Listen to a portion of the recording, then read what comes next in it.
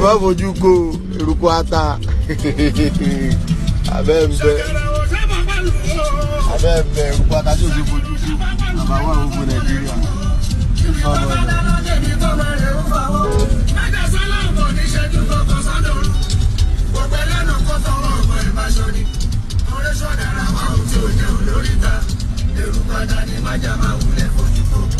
Ẹ bá fojú ko ata ẹ lójú.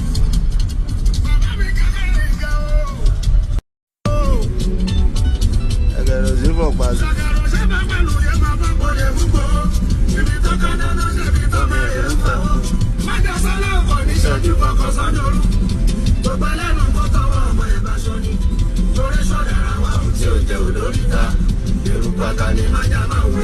Ẹ bá fojú ko eruku ata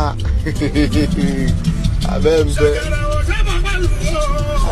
eruku ata tí o ti fojú ko àbá wà gbogbo Nàìjíríà.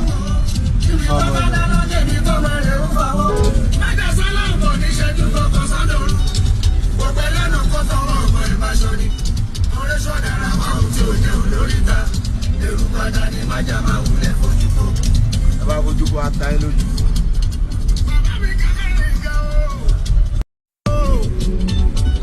Ẹgẹrẹ sí fọ pàṣẹ.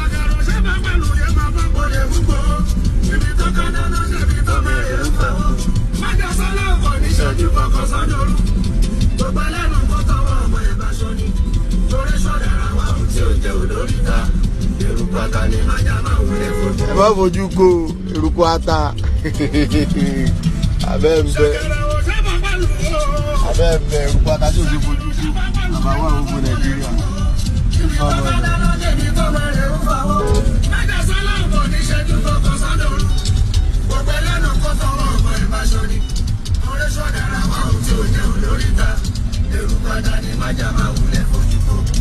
Ẹ bá fojú ko ata ẹ lójú.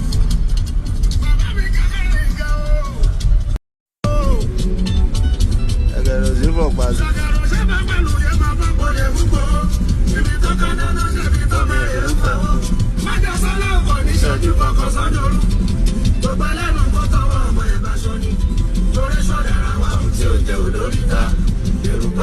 Ẹ bá fojú ko eruku ata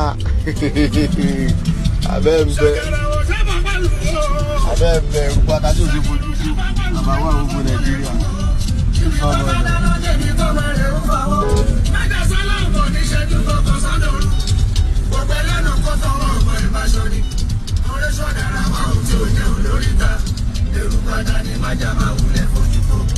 Ẹ bá fojú ko ata ẹ lójú.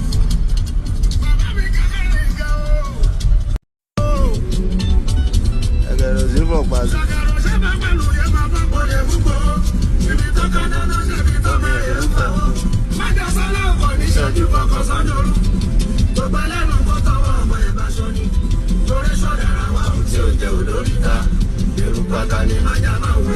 Ẹ bá fojú ko eruku ata abẹ́ ń bẹ eruku ata tí o ti fojú ko àbá wà gbogbo Nàìjíríà.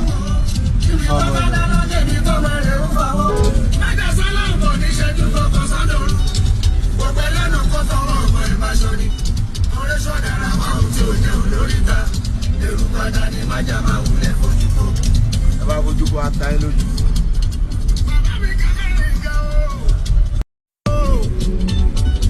Ẹgẹrẹ sí fọ pàṣẹ.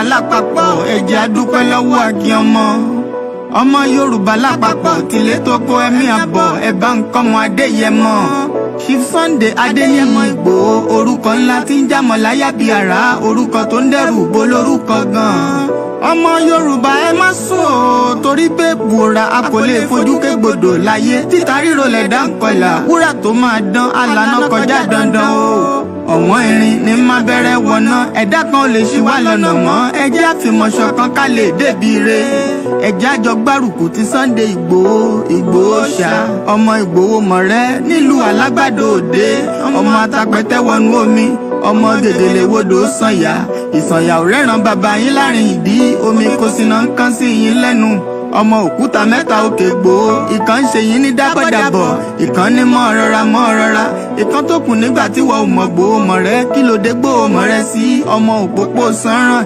ìgbàgede Ìgbòho sùn wọn láláìsí bẹ̀rẹ̀ wọn ní kó ní bẹ̀rẹ̀ ó máa kó bẹ̀rẹ̀ lọ ẹ̀sìn òní bímọ méjì ní Ìgbòho mọ̀rẹ́ bẹ́sìn bá bímọ méjì ní Ìgbòho áfíkan pọpọ sí amúkan yòókù bọ sànyà àtúmúyà rẹ̀ tí ò lọ́rọ̀ gbọ́ àfiṣẹrù wálé wàrà mòjé ọmọ onílé ọ̀la àwọn àjòjì tó ń ṣe ségesège tó láwọn ò ní bomi kó símú wọn láwọn ò ní bomi sànyà wẹsẹ̀ ìgbà tójú kò fi rí ká gbogbo wọn náà sáré bomi kó símú wọn sì bomi sànyà wẹsẹ̀ ọmọ abẹ́rẹ́ mẹ́ta òde ayé ọ̀kan ṣẹ́ ọ̀kan tẹ̀ ọ̀kan tó kù ní gbogbo ayé ti ránṣọ kiri gbogbo ọmọ Yorùbá Sunday Ìgbòho onírèlẹ̀ láéláé torí àbá lásán nìkan ń dá òkúta ò ṣe gbé fún wọn o ìmọ̀ràn lásán ni ti balùwẹ̀ kò pọ́sibú kó dòdò láyé ń bí ó kún díẹ̀ títọ́ domi láéláyé ìtọ́ mi lè domi Sunday Ìgbòho arógun má ti dí tó ń jà fẹ́tọ̀ Yorùbá ní tilé tó kó.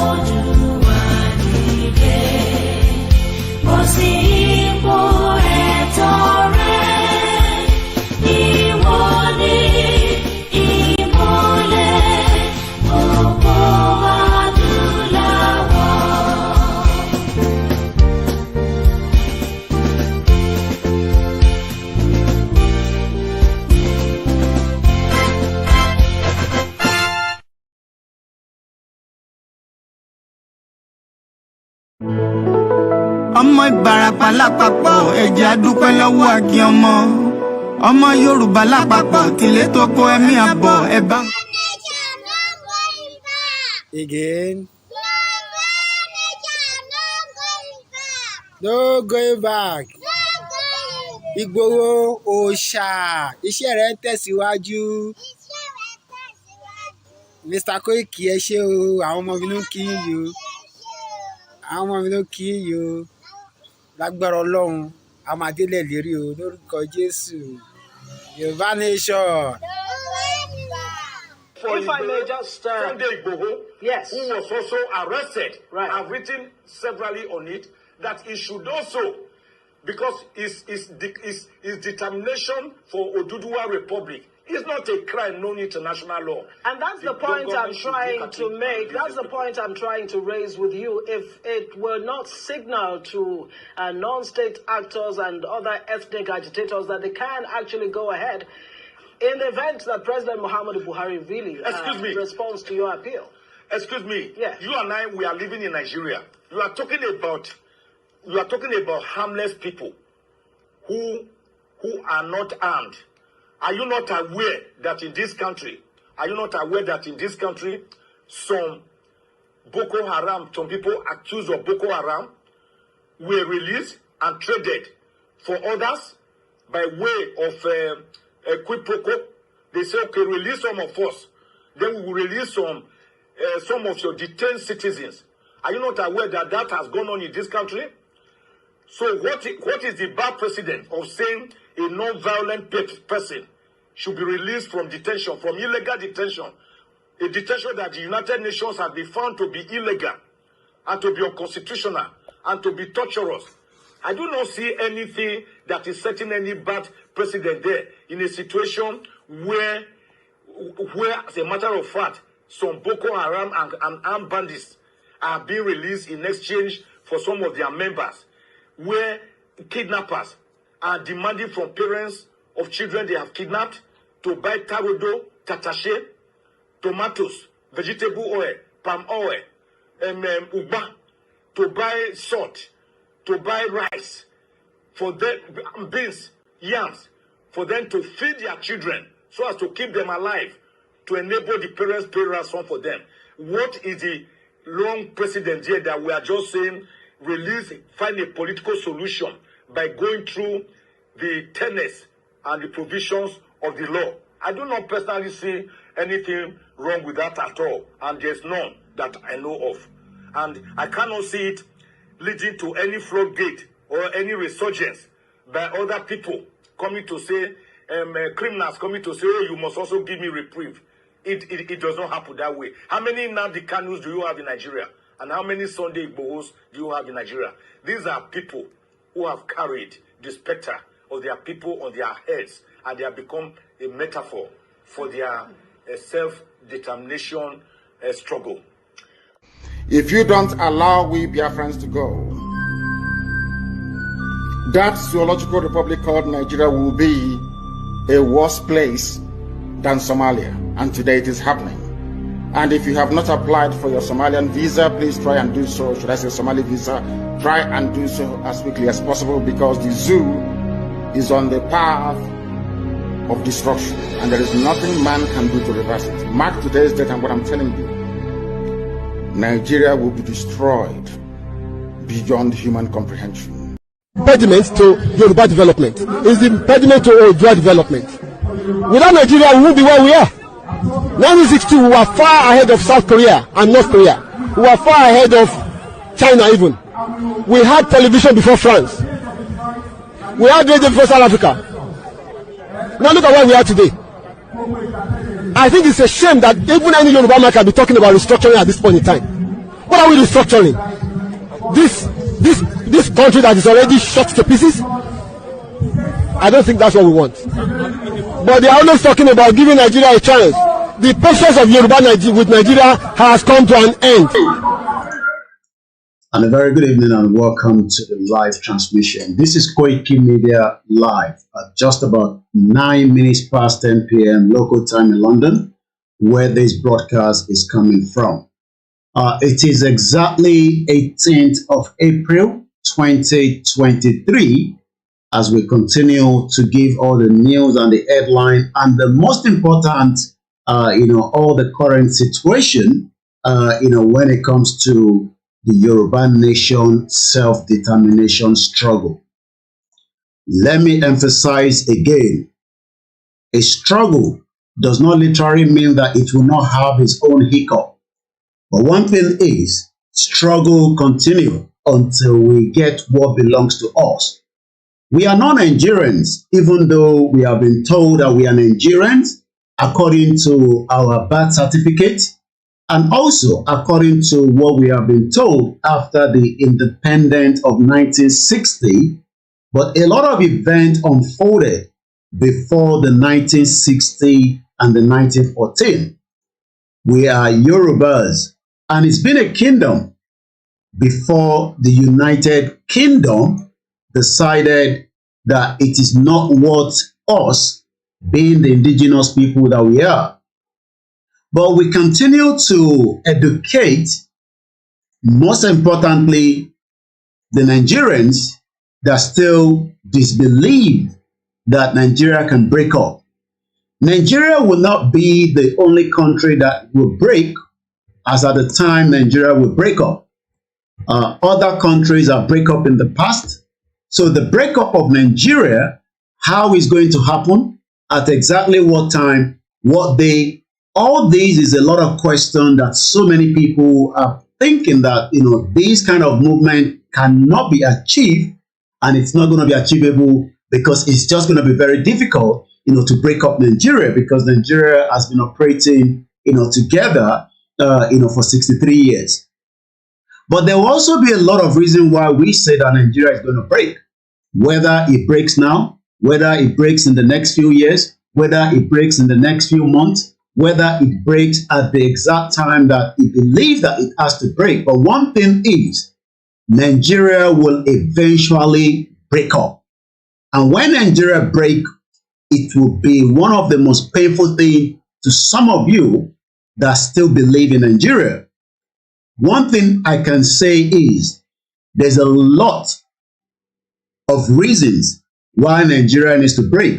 Some of those reasons are being hidden away. Some of those reasons we have already told you in so many of our broadcasts, and something that I've been told, for so many years because of the problems that we are encountering inside what we call Nigeria. I'm going to first talk about, our brother and an uncle, a father that have been kept by the DSS for a very long time. He's not doing very well health-wise.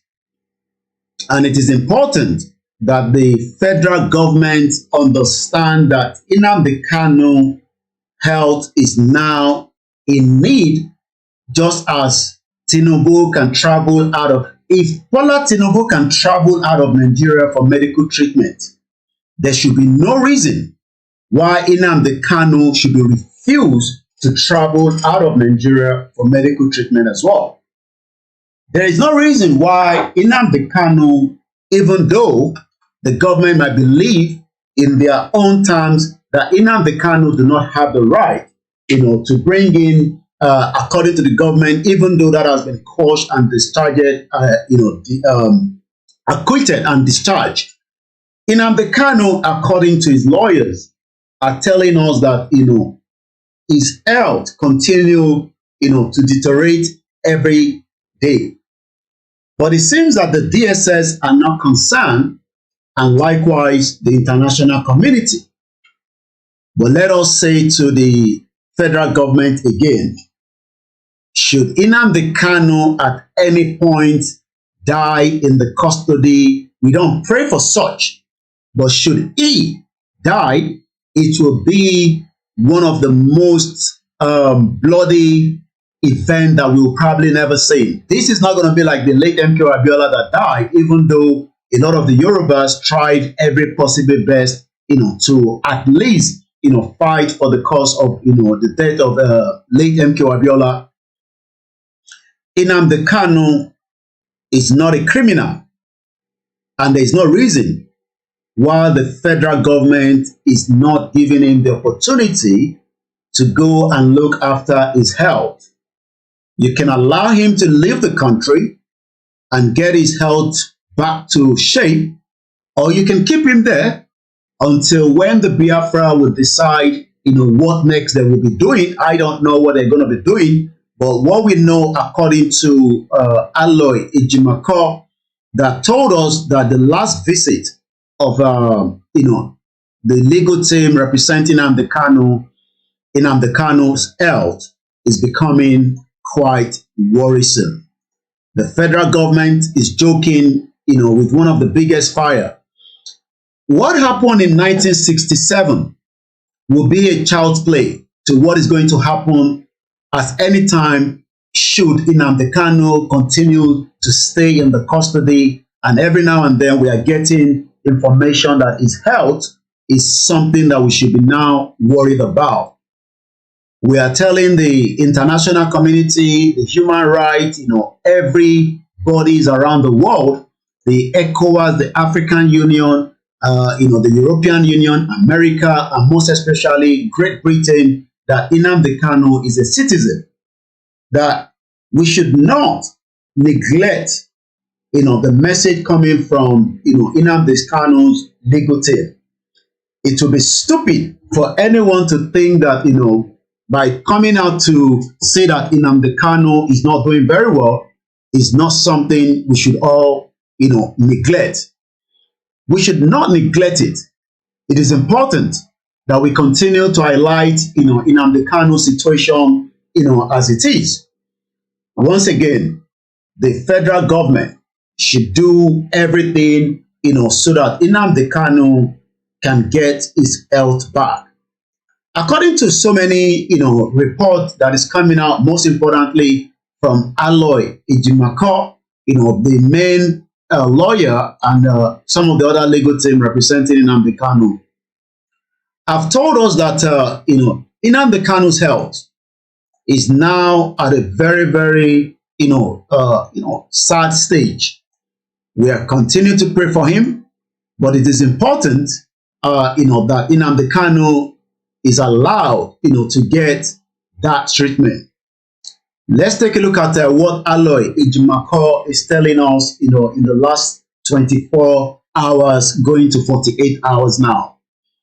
Today, my associate, Barrister Mandela, met with Onyendu #Mazi Nnamdi Kanu MNK at the DSS.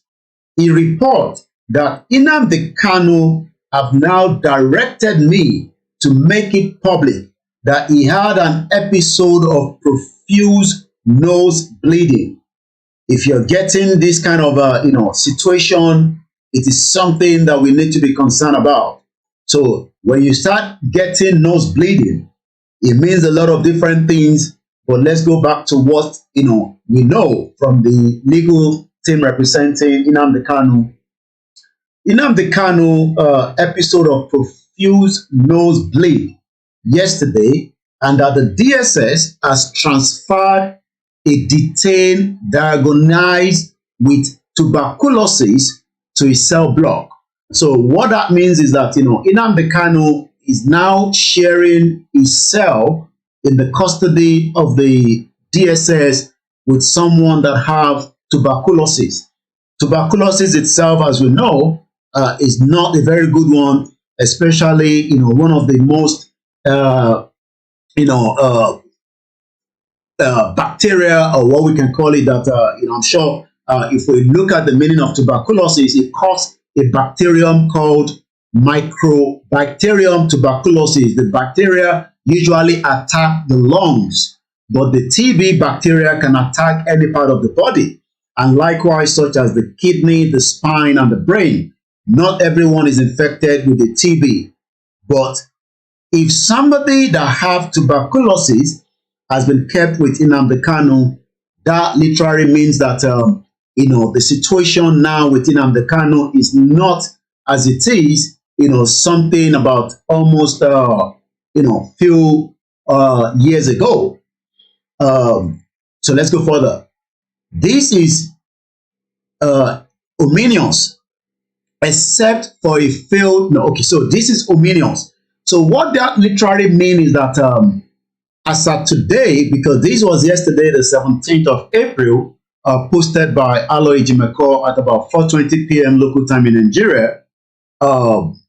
What can be done? It's not the first time that people in the custody, like I said earlier, MQ Abiola died in that custody of the military during 1990, 93 or so. I can't remember precisely, about 95 or 96. I'm not too sure. I don't know what is going to be the response of the Biafra, but I know that they've been speaking, they've been talking, and if we look at some of the, let's say what I believe, Simon have some kind of update that I picked up, earlier on today, regarding Nnamdi Kanu's situation. Once again, a very good evening and welcome to the live transmission. So I'm just trying to see if there is anything. I believe Simon said something surrounding that yesterday as well. Let's have a look. Yeah, the mental torture of Mazi Nnamdi Kanu continues our activities as a response to this continued illegal detention of Nnamdi Kanu will definitely touch you, the terrorist government. Once again, Nnamdi Kanu is not doing very well, and we continue to pray that Eledumare continue to be with him until there's a solution and a final resolution to how the government would have to come into a kind of discussion, so that it can get his health back as quickly as possible. And let's come back now into the program before we go fully back into the conversation of the day. Once again, a very good evening and welcome to the live transmission. My name is OLAMILEKAN and this is Koikimedia Live. Mo kí gbogbo alẹ́ nǹkan sí níbikíbi tí ẹ bá ti ń gbọ́ wa tí ẹ ti ń darapọ̀ mọ́ wa. Mo kí ọmọdé, mo kí àgbàlagbà, mo kí ní gbogbo ilẹ̀ Yorùbá. Mo kí àwọn tí wọ́n wà ní ẹ̀yìn odi náà tí wọ́n ń gbọ́ wa níbi tí ẹ ti ń fi ẹ̀mí bá wa lọ. Yoruba nation might seem that it's not going anywhere. It might seem pé ó ti takú. Sometimes a lot of people send message and say, níbo ni Yoruba nation dé? And I believe the reason why they ask those questions is because wọ́n rí any activities on the ground physically in Nigeria. And that could mean that not everybody have the opportunity to watch a live transmission at about 3 hours, sometimes 4 hours. And it's not just myself, ọ̀pọ̀lọpọ̀ wa là ń ṣe program at different time zone. But sometimes a lot of people know that we are still talking, because even though the last rally or protest was in January, I think about the 9th of January. So after that, there has not been much of any activities on the ground. That does not mean that Yoruba nation ti tán. That does not mean that Yoruba nation is dead. Lọ́kàn tí ó lè dead. Lọ́kàn tàwa kò tí dead. And again, as much as I want us to have the country today, but it also comes with its own process. Part of that process is to make sure that we can tell as many Yoruba people, pẹ̀lú àwọn tó ń ṣe APC, àtàwọn tó ń ṣe PDP, àti Labour Party, even àtàwọn ti AAC Ọmọyẹlé Sowore, all the reasons in the world tí Yorùbá gbọdọ̀ kúrò nínú Nigeria. Some of those reasons are all different.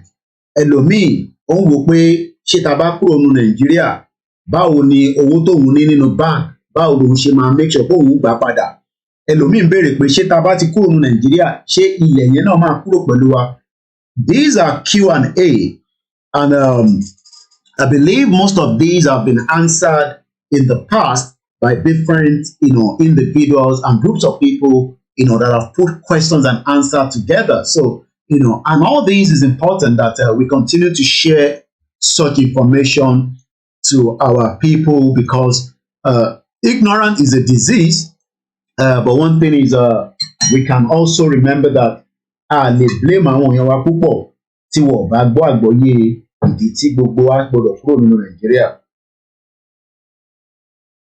Also, sometimes we might say that we think that àwọn èèyàn ọmọ tó ń pè ní Yorùbá nation àti ìdí, àwọn kan ti sọ di àwàdà kẹ́ríkẹ́rì, àwọn kan ti sọ di Nollywood, àwọn kan ti sọ di pé àfi táwọn bá ti ní kọ́kọ́rọ́ Ọlọ́run, Yoruba nation ẹ kàn máa dé báyìí nísinsìnyí.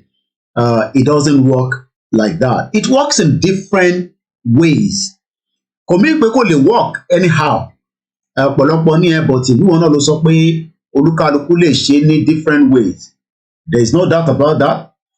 There is different format and different ways. But èyí tá bá ti rí pé irọ́ ló wà níbẹ̀, ó ti di dandan pé ká sọ pé irọ́ ni. And there is nothing to hide about that. Q&A. Before we go into the topic of today, I want to just more focus about Yoruba nation itself.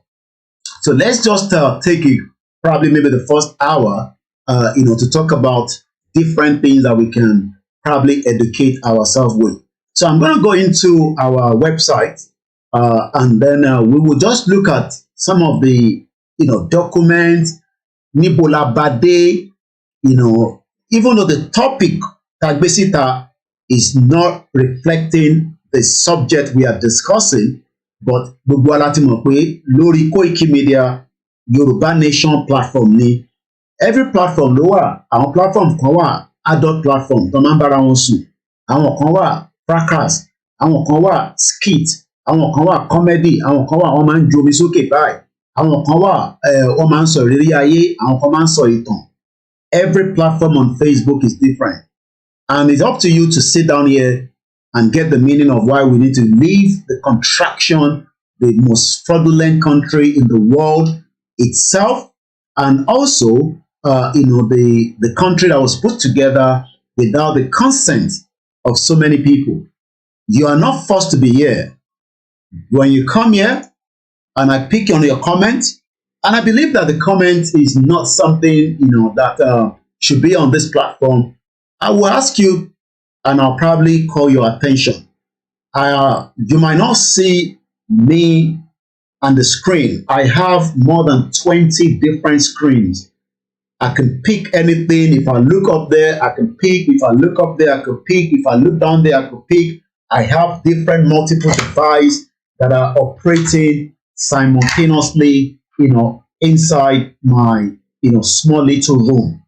I might say it's a studio, but it's just, a room that I decided,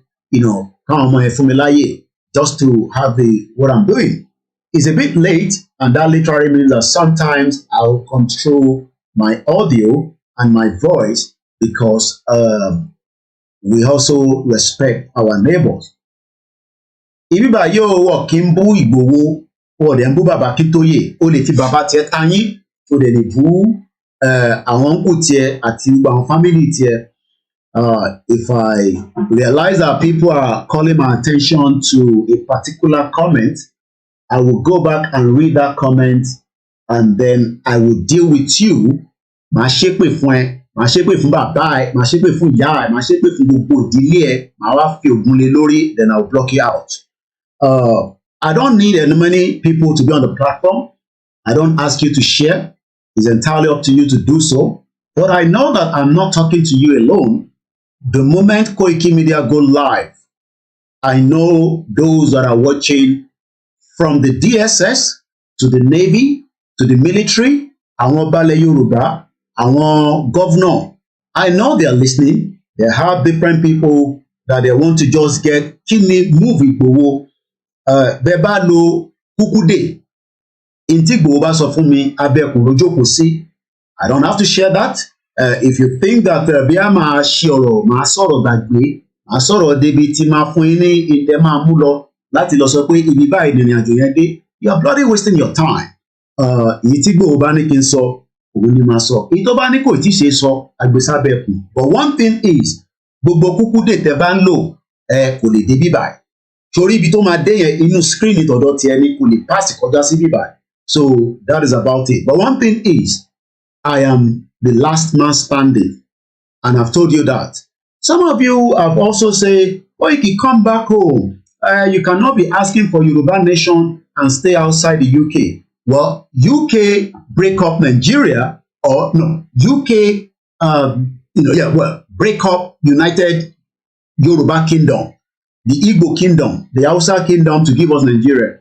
And I'm sure I want to make a decision here during the 1914, even though we talk about Lugard, but the most important person that we can point is the British government representing the king, Ijono Law, because King Iloni nígbà tí wọ́n darí Nigeria as a colony. And I'm not sure the king came to that land to make a decision. Gbogbo decision to make was right here in UK. So if I'm here asking us to break away, I don't have to be in Nigeria as well. I can also do the same thing as it was done before the 1914. I don't have to be on the ground, but my message continued to travel around every part of the world. And you don't have to tell me that. I know, because I can tell you that each time I look at my back statistics, as at a month now, we have already hit about 8 million people, according to the Facebook. Facebook ò ń parọ́. Èmi kúkú kọ́ ni mo ṣe Facebook, but I know that Facebook is giving us exactly the information that people are coming onto your page. What they are looking for, I don't know. But I know that people are having to come to koikimedia because of different things. I don't ask people to share it. I have 3 pages. One of the pages is this one that you're looking at with about 95,000 followers. It's been growing and it's growing very, very fast. There's another page as well. Even though Facebook have literally reduced the information feed from that one, which is koikimedia. These one have about 344,000 followers. And also, the last one also is the koikimedia Odudua. If you are operating with somebody away from any of these platforms, that means if you access information in, if you are not seeing all these information as you have it right here, this is the main one, which is koikimedia. Remember the spelling, very, very important. The enitoma impersonation, koikimedia, but only double I, only double E. And if you're not careful, you will follow them. But remember that if you're following koikimedia, it only this information platform. All my koikimedia team will never reply you on a Facebook Messenger and tell you to send us money. They will never tell you to also give us money. I would be the only person that have that authorization. I have about 15 koikimedia team. I trust every one of them. But if anybody is talking to you, Koiki need this and that, at the WhatsApp Messenger, then you are operating with somebody we don't know. There's also koikimedia Odudua. I've never changed it. Some people will use the same thing, but remember, these one have again 96,885 followers. Remember, these one have 344. This one is still building up as well with about 95,000. Every platform we are operating every day, 24/7. Maybe soon, our team will soon. We have different time zone that they are operating. Allow post. Don't ask us, post Yoruba nation. It's not none of your business. Remember that we have literally left our platform 24/7 for what we can call the operation operandum of what we call koikimedia. And we are going to put out a WhatsApp group, which I have opened myself today.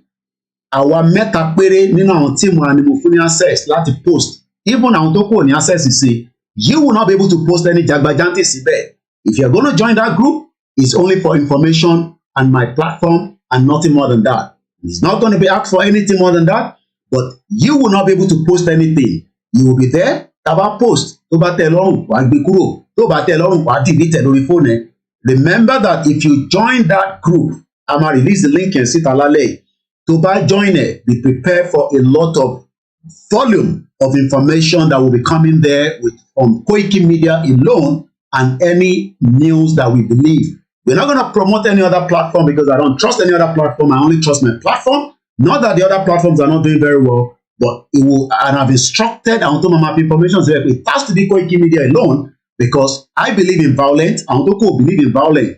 And then though they believe in violence, in terms of but one thing is, violence is part of the game. Before I show you, our statistics, this is Dr. FOLAYEMI Health Center. This is what is happening in Ondo State. Nígbà tí mo rí picture yìí, sometimes you might think, bí ara ni wọ́n fi ń bà wọ́n jẹ́ ni, wàláì, bàbá kan ní tó bá di next week, àwọn máa bá mi lọ ṣe fídíò bẹ̀ wá fún mi.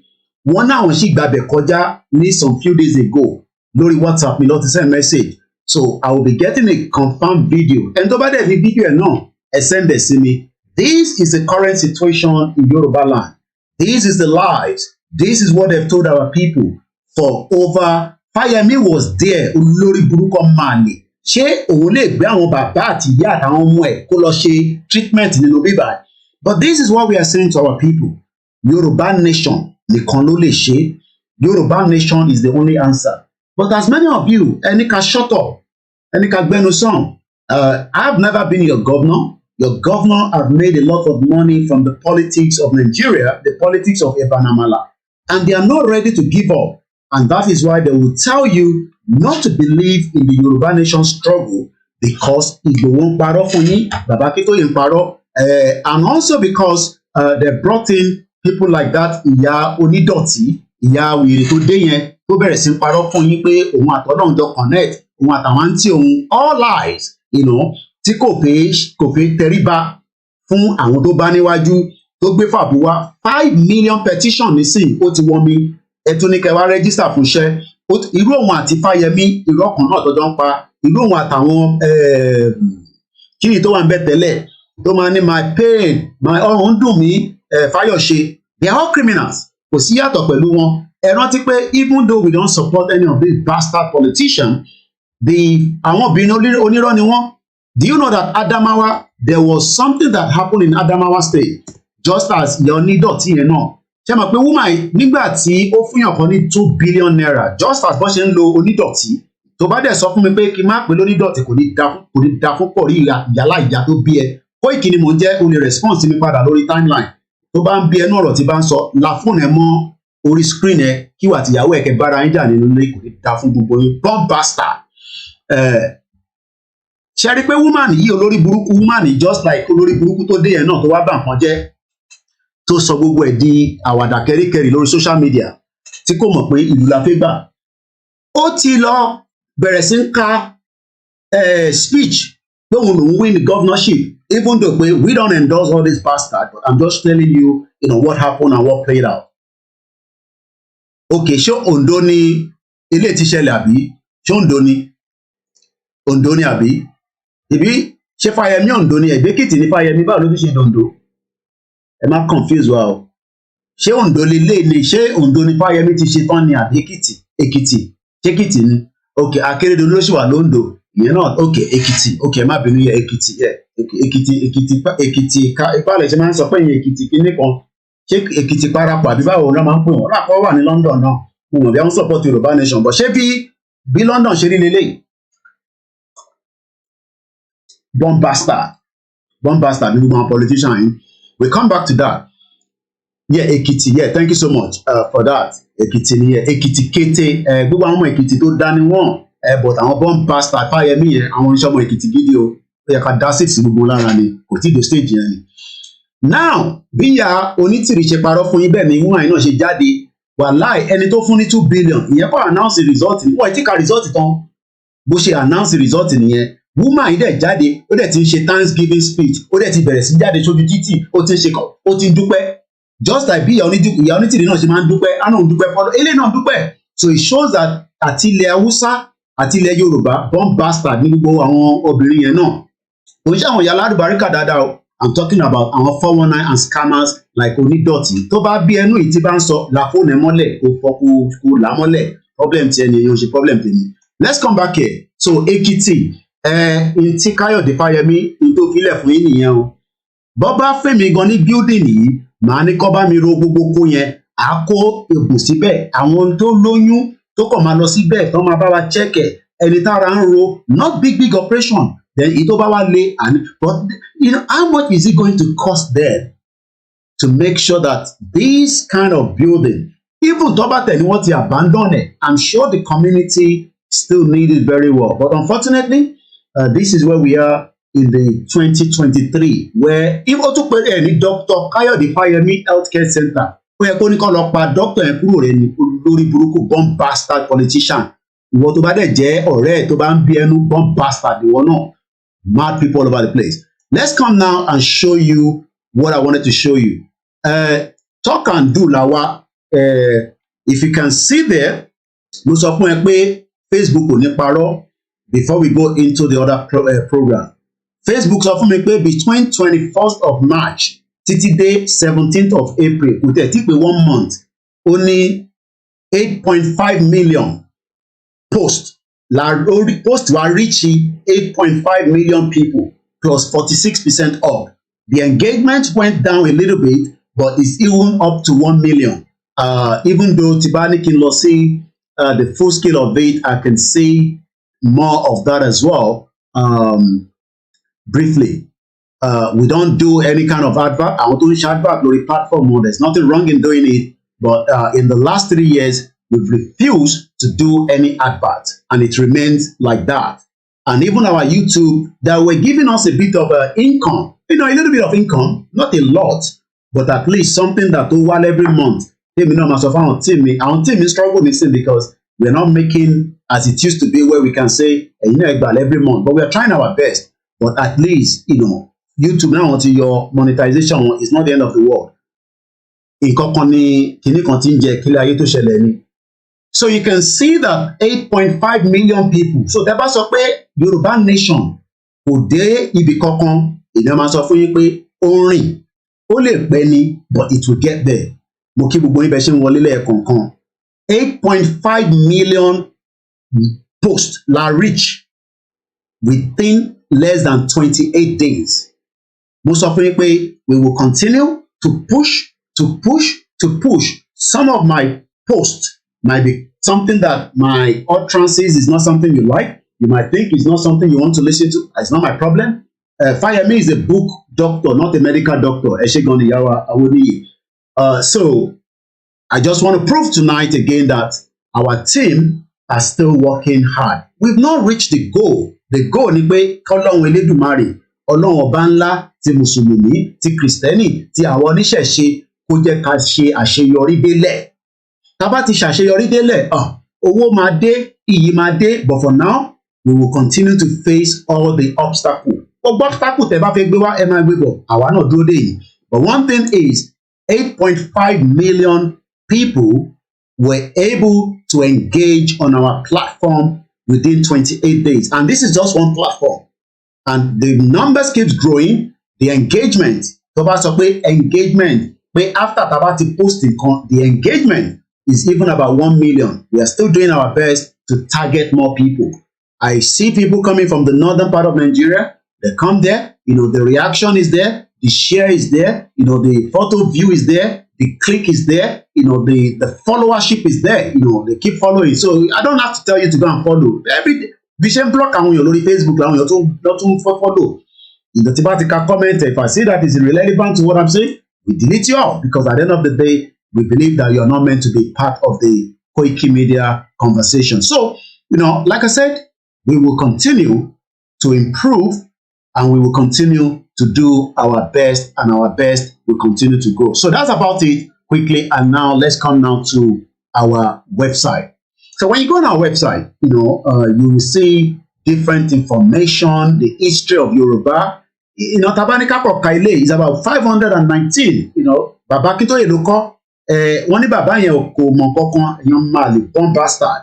Baba Akintoye wrote this, the history of Yoruba. Maybe a máa fi ṣe lesson. Bí a máa ṣe ní ẹ̀ẹ̀mejì ní week ni, àdé máa rí taba kàdé, a máa kàdé ẹ̀ lálẹ́. Mo fẹ́ gbé background Baba Akintoye wá, because tá bá ti ń sọ̀rọ̀ bàbá yẹn, ó wà important pé kí a gbé ojú wọn sí tòsí, torí pé tí kò bá sírú bàbá yẹn ni, gbogbo àwọn bàbá tó kù born bastard, gbogbo wọn pátápátá wọ́n ti jẹ dòdò, ẹlòmíì ti ṣe, Ọlọ́run mọrú tí wọ́n ti lọ tẹnu bọ̀, tí láti sọ̀rọ̀ Yorùbá nation báyìí ó difficult fún wọn, but àwọn alálẹ̀ ló máa judge gbogbo wa, ló máa judge èmi, ló máa judge ẹ̀yin, bí àwa ni à ń parọ́, bí ẹ̀yin lẹ̀ ń parọ́. So ká dúpẹ́ fún Baba Akintoye, ìyá wèrè yẹn tó fi wá ba bàbá yẹn jẹ́, ó rò pé òun kàn máa wá láti wá ba bàbá yẹn jẹ́, ó wá ń dùn wọn nísìnyí táwa bẹ̀rẹ̀ sí ń gbà sí fún ìyá yẹn, ẹ wá ń sunkún, ẹ sunkún ẹlẹ́lẹ́yà, ẹ ṣe máa sunkún dáadáa, ẹ̀yin born bastard, ẹ máa sunkún. Mo mọ̀ pé wà lábẹ́ program yẹn, ẹ lè má fẹ́ gbọ́ Koiki, ẹ gbọ́dọ̀ gbọ́ náà ni, ibi tẹ́ ti ń gbọ́ látọdún méjì kí ìyá wèrè yẹn tó dé, ẹ jẹ́ ya tètè padà síbi tẹ́ wà tẹ́lẹ̀, torí pé ẹ ti sọ Yorùbá nation lọ́dọ̀ yín, ẹ ti sọ di àwàdà kẹ́ríkẹ́rì. Ìmí ò dá ní láti dárúkọ àwọn nonsense and jagbajantis gbogbo ìkóra yín papọ̀ yẹn, látòkèdè látọbìnrin àtọkùnrin, all crazy, mad people all over the place. Mo kí ẹ jàre Àlàbá, mo kí ẹ dáadáa, àwọn èèyàn gidi wá jókòó wá gbọ́ program, wọ́n mọ̀ pé iṣẹ́ ọpọlọ làwọn ń gbé kalẹ̀, kò ṣe àṣírí làwọn ń sọ níbí báyìí. Tó bá wá àṣírí, lọ sí ibi tó ti ń sọ àṣírí. Mo kí gbogbo alẹ́ nǹkan sí, mo kí àwọn tó wà ní Umura, mo kí àwọn tó wà ní Jerusalem, mo kí gbogbo yín káàkiri bí Lagos, Ọ̀yọ́, Ògùn, Oǹdó, Ọlọ́run jẹ́ kémi ṣe kí n jọra mi lójú, but àwọn tí a bá ní láti kàn sí légbò a gbọ́dọ̀ kàn sí wọn légbò. Baba Akintoye wrote this, History of the Yoruba People, S. Adebanji Akintoye. Ẹ rò pé easy kéèyàn kọ ìwé tí ó jẹ́ page 1 títí dé 519. Ìwọ náà gbọ́ nǹkan tí mo sọ, page 1 títí dé 519. Let's just look at the brief a little bit. Ànílè ka gbogbo ẹ̀tàn. It's a history of the Yoruba people. To the Pathfinder, Samuel Johnson, Saburi O. Biobaku, Jacob F. Ade Ajayi, Isaac Adeagbo, Akinjogbin, oríṣiríṣi èèyàn ńlá. History of the Yoruba people. Ìwọ tó ní bàbá yẹn ò ní template, tó ní bàbá yẹn ò mọ̀ ṣe, but èèyàn kọ history Yorùbá, so wá rò pé kò mọ̀ tó ń ṣe. Ẹ má bínú gbogbo ẹni tí mo dárúkọ, gbogbo ní pátápátá náà ni mo rí bẹ ṣe ń wọlé lọ́tùn lósì. Ká má máa dárúkọ ká get carried away, because àwọn bá ti focus báyìí tí má ti mọ̀ fi dárúkọ, mo fi wà distracted too much nìyẹn, torí àwọn bomb bastard tó wà lórí program mo fi ṣépè fún wọn dáadáa. Kí inú máa run yín, kú ni. Gbogbo ẹni tó bá ń sọ̀rọ̀ bàbá yẹn láìda, inú àrùn yín kú ni. Èyí tí bàbá yín ò lè kọ̀wé kan, bàbá yín ò tẹ̀ kàwé débi tó fẹ́ kọ́. Èèyàn kọ ìwé tó tó yìí, ẹni kò mọ̀ tó ń ṣe. Òmùgọ̀lẹ́ pé èèyàn kọ ìwé, ó kàwé débi bá. Mo kí gbogbo ẹni tẹ́ wà ní Òkè Ògùn, mo kí gbogbo ẹni tẹ́ wà ní gbogbo borderline. Ẹni tó bá notice sóhun, ẹ lọ bá politician àbẹ̀yìn. Mr. Koiki, ẹ ti parọ́ fún wa, bomb bastard. Lọ bá politician gbà ẹ̀ kọ́ máa tọ́jú yín. Nígbà tẹ̀ fi hospital yẹn sílẹ̀ níbẹ̀ yẹn, hospital Fáyẹmí yẹn, so that ẹ tó bá ti notice sóhun, kẹ lọ sí hospital yẹn kọ́ fún yín ní treatment. Yóò máa ní. Ẹ fi pé ọ̀rọ̀ Yorùbá nation eré là ń ṣe ni. Tó bá notice sọ ẹ, lọ bá Fáyẹmí náà, ṣèbí Fáyẹmí ló ṣe, ṣé bàbá Akintoye ló ṣe lè? Ṣé bàbá Akintoye ni governor tó ní owó tó fi ń ṣe state yín? Àmọ́ ní láti pa Twitter kó má fún mi ní stress, fún ma try láti ṣe Twitter ni. Ẹ̀tí ní fóònù mi kó má tó wá ba ilé ìjẹ́mọ́ mi lọ́wọ́, so let me just let it go. Kí ni focus? Ó kàn yọbọ bí yọ̀bọ̀yọ̀bọ̀. Àbọ̀rọ̀bọ̀ yẹn nísìn, Mr. Koiki, the second man gba Yorùbá nation ní last year. Onírọ́ ni bàbá tiẹ̀ náà. At least èmi ṣàṣì jáde, a dẹ̀ ṣì wà lẹ́nu ẹ̀. So, àná àdẹ̀ tí kúrò, àdẹ̀ tí sọ pé ó ti sú wa. Tó bá ti sú wọ àti wọ́n tó wà lábroad, ẹ̀hún ti náwó, àmọ́ bí tá ti náwó sí, wọ́n ti gbawó lọ́wọ́ wa títí. Tó bá ti sú ẹ, forget it. Ó ti yabo. Breaking parking garage collapse in reported explosion trapping and injuring multiple people. Ẹ já sáré lọ wò yẹn. Parking garage.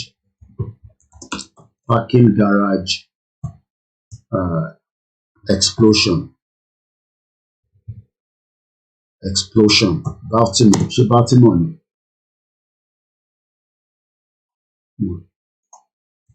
There's a breaking news of it. Okay, rescue operation underway after a parking garage collapsed. One person killed in New York parking garage has collapsed. Dozens of vehicles on the lane.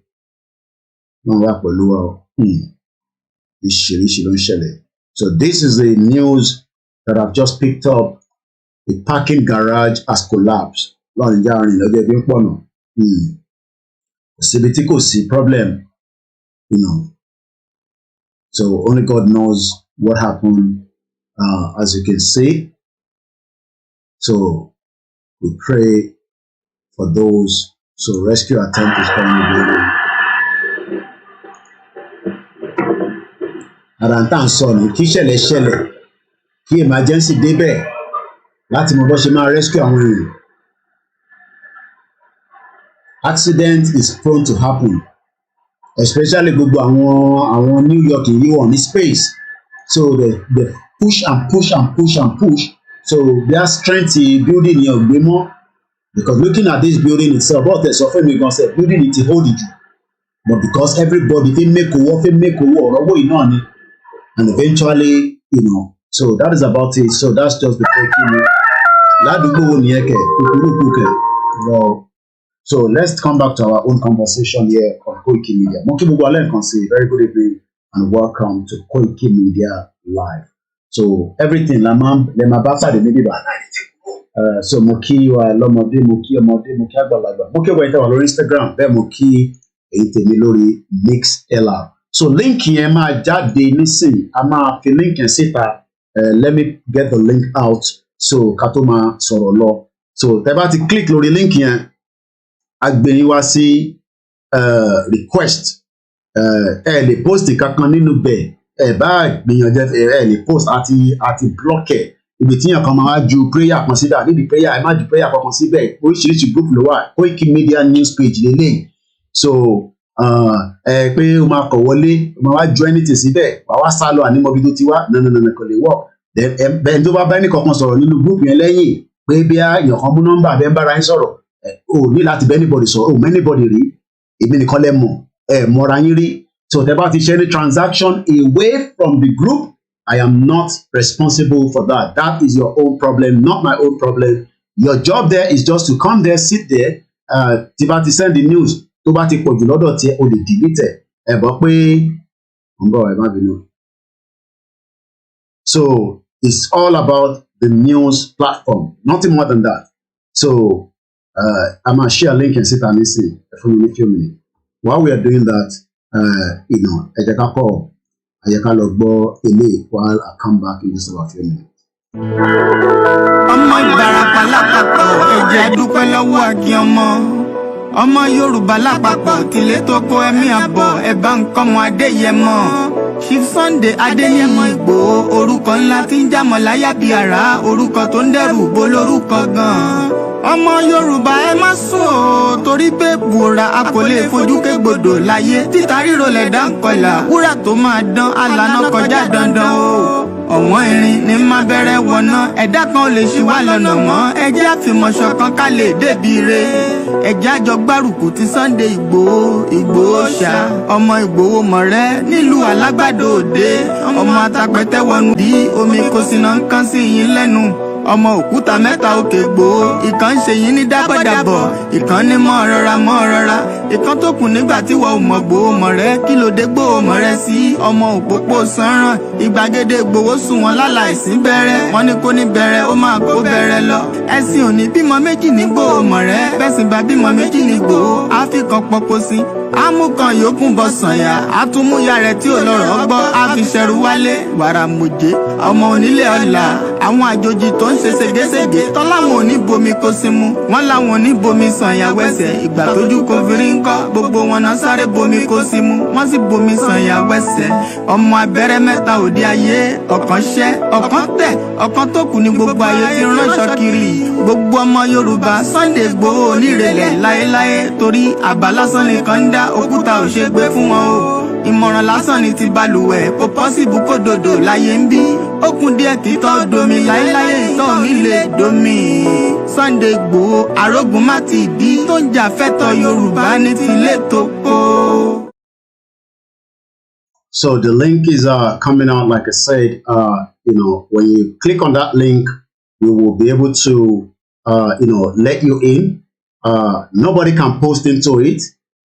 Like I said, only 3 of my team, even out of the 15, Lunia says he admin, and they're not going to allow anybody to post into it. We don't need any prayer. We don't need anything. They send it privately. We don't need you to send anything in there. It is just for ourselves to control the information that goes in there because there's too many groups and there's too many different things that people post in different platforms. So that is about it. I'm a ori kinina ni sin ẹ̀yin tẹ́ wà lórí MixLR for a few minutes. Mo kí gbogbo alẹ́ nǹkan sí as we are discussing mo kí obìnrin mo kí ọmọdé mo kí àgbàlagbà. A ṣe ń review àwọn tó máa ń sọ pé ṣé Yorùbá nation ti kú mo ní ǹjẹ́ wọ́n tẹ̀ ti lọ ka ìwé tí bàbá Akíntóyè kọ ẹ ò ní kà á. A lè ti fẹ́ lọ ka yẹn gbàtẹ́ pé yẹn wà relevant sí ọ̀rọ̀ tá à ń sọ because ẹni tó bá lọ ka history wàá mọ̀ pé Nàìjíríà is not for us. Bàbá Akíntóyè ló kọ ilé at 80 plus ó ṣe ń kọ ìwé mo ń gbọ́ tí Lady K ń sọ nígbà tí ó ń ṣe programming pé òun mọ̀ pé bàbá yẹn ní èjì ó sì sharp bẹ́ẹ̀ ni ẹni tó ì tí bá bàbá yẹn pàdé rí ni kò lè understand.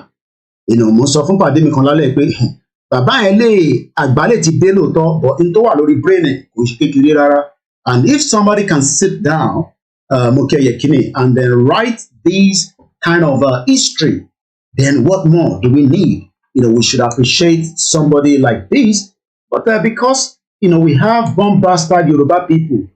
Tí bá dẹ̀ sọ pé bomb bastard, kò ń ṣẹ̀yìn tí ẹ ti mọ̀ pé Yoruba country la fẹ́, ẹni tó ṣì ń sọ pé òun fẹ́ Yoruba country, ìkan náà ni gbogbo wọn. But I'm not talking to you, I'm actually talking to those individuals. So, tá bá ní bomb bastard, ẹ̀yin ò ní láti wọ́rí ara yín. Àwọn tó bá náà fẹ́ Nàìjíríà, bomb bastard ni wọ́n, Nàìjíríà òṣìwò, Nàìjíríà tó ti ara Nàìjíríà tó fẹ́ náà, ẹni tó bá fẹ́ Nàìjíríà bí ayé wọn ṣe máa rí náà lélẹ̀, because there's no normal country tó yẹ kó máa tọ́jú àwọn èèyàn in this kind of facility, but it's only in the zoo, just as our brother, ẹ mọ̀ pé ó right pẹ̀lú ọ̀rọ̀ tó sọ yẹn, jẹ́ ká pọ̀ play voice ẹ̀ ká tó máa tẹ̀síwájú. Mo kí ọmọdé, mo kí àgbàlagbà, mo kí omidan, èmi náà ni àbúrò yín, ọmọ yín, ẹ̀jà gbọ́, ọ̀rẹ́ wa náà ni, even though mọ̀bí tó fi sí òun ṣiṣẹ́ tiẹ̀ lọ náà ni. African Wahala, welcome to the program.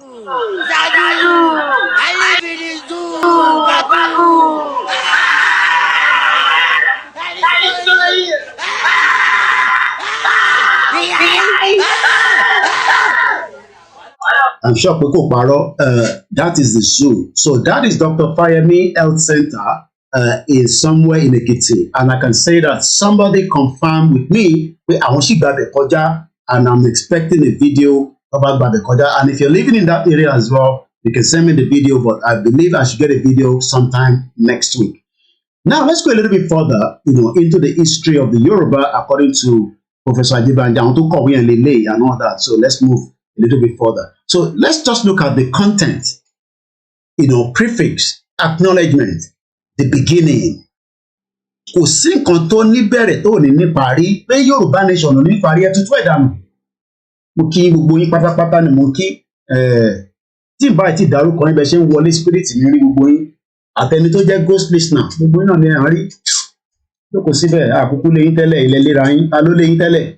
Ìbẹ̀ máa ń comment ní 2 years ago, ta ló wá ń lé yín tẹ́ẹ̀ fi comment, tẹ́ wá ń dọ́gbọ́n yọ òfin, ẹ̀ńdọ́gbọ́n yọ òfin ìwùbẹ̀ tó ń wo Indian film nígbà tá a wà ní secondary school, no primary school, tó máa lọ sílé onílé látọjú window, àwọ̀ ṣe yàn because àwa ọmọ olówó lè ní, but àwọn kan lọ́dọ̀ tí wọ́n máa ń yọjú. Àwọn ṣẹfẹ́ wo fi ẹ wọlé, wọ́n á jókòó, tó bá wá wo fíìmù yẹn tán lọ máa ṣe karate níta, ìyàkùn, ìjìkùn. So àkókò mọ̀ pé wà níbẹ̀, ta ló lé yín tẹ́lẹ̀, ìbẹ̀ ń lè léra yín.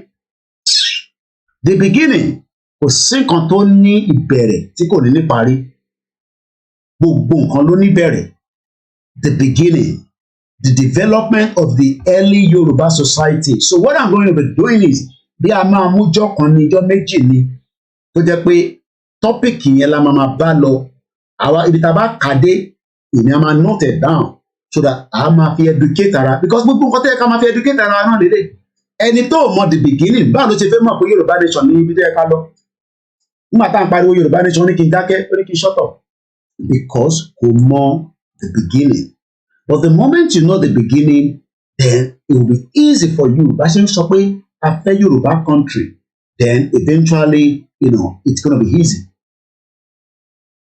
But because nígbà tá à mọ the beginning, à mọ the development of the early Yoruba society, ẹ jẹ́ kí n wo bí a mo lè rí ọ́díò yẹn tí bàbá Akíntóyè fi bá mi sọ̀rọ̀ nígbà tí mo wà ní ilé. I have a lot of recording. I hope pé mo edit ibẹ̀ yẹn.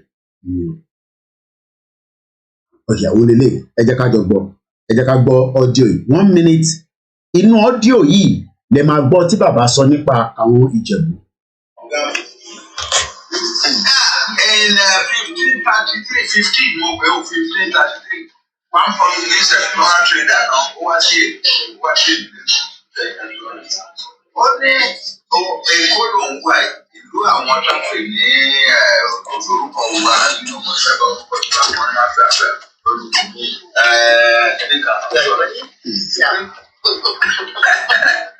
only but beyond this place, I hear that there are many big towns in the interior. And not far from here, about 10 leagues from here, there is a great city called Ijebu, of a G-E-E-B-O-U, Ijebu. with a great wall around it. That is in 1533.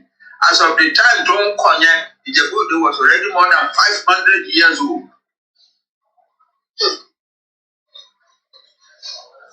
Àwọn nìkan ló ń gbé ìlú cities and towns ní Africa, àwọn yòókù nìkan ló ń gbé. Ẹ̀gbọ́n kan tí bàbá sọ, ṣé kí n tútù play? Mo kí ìyàwó Ọmọlára, mo kí ọgbà ìyàwó àtẹ̀tí wọlé náà, mo fojú payín rẹ́, mo tó bẹ́ẹ̀. Ṣé kí n tútù play kẹgbọ́? Ta ló gbọ́rù tàn bẹ́ẹ̀ rí? Ẹ wá ní bàbá yàn mọ́ tó ń sọ. Ta ló gbọ́? It's only 1 minute 11 seconds. Ó dẹ̀ tí ọ́díò yìí mo release ẹ̀ rí láyé. March 16, 2021 tí mo wà ní Nàìjíríà ni bàbá ló ń sọ̀rọ̀ níjọ́ tó wá sọ́dọ̀ Ìgbòho. Àwọn ọ́díò tó kù a lè gbé yẹn jáde nísìn because they are classified. Mo lè release eléyìí síta. Kò dẹ̀ sí àfi bí wọ́n wá sọ níbò mi ò bọ̀. I have this recording ó ló wà lọ́wọ́ mi. Fóònù rẹ̀ parọ́ 16th of March 2021. Let's hear it again. In 1533, 1533, one Portuguese explorer trader now overseas. Ó ní Èkó ló ń wá ìlú àwọn àtàkùn ní orúkọ wa nínú ọmọọṣẹ́bà orúkọ ìjọba wọn máa fẹ́ fẹ́ lọ́dún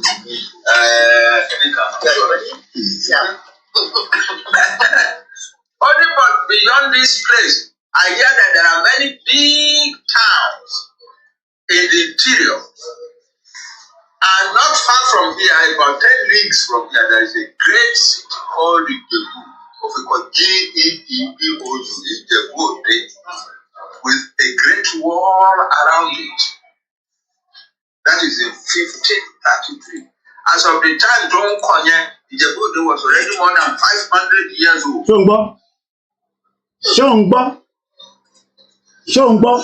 Àwọn nìkan ló ń gbé ìlú cities and towns ní Africa, àwọn yòókù nìkan ló ń gbé. Ṣé ń gbọ́? Did you hear that? Ṣé wọ́n gbọ́rù tàn bẹ́ẹ̀ rí?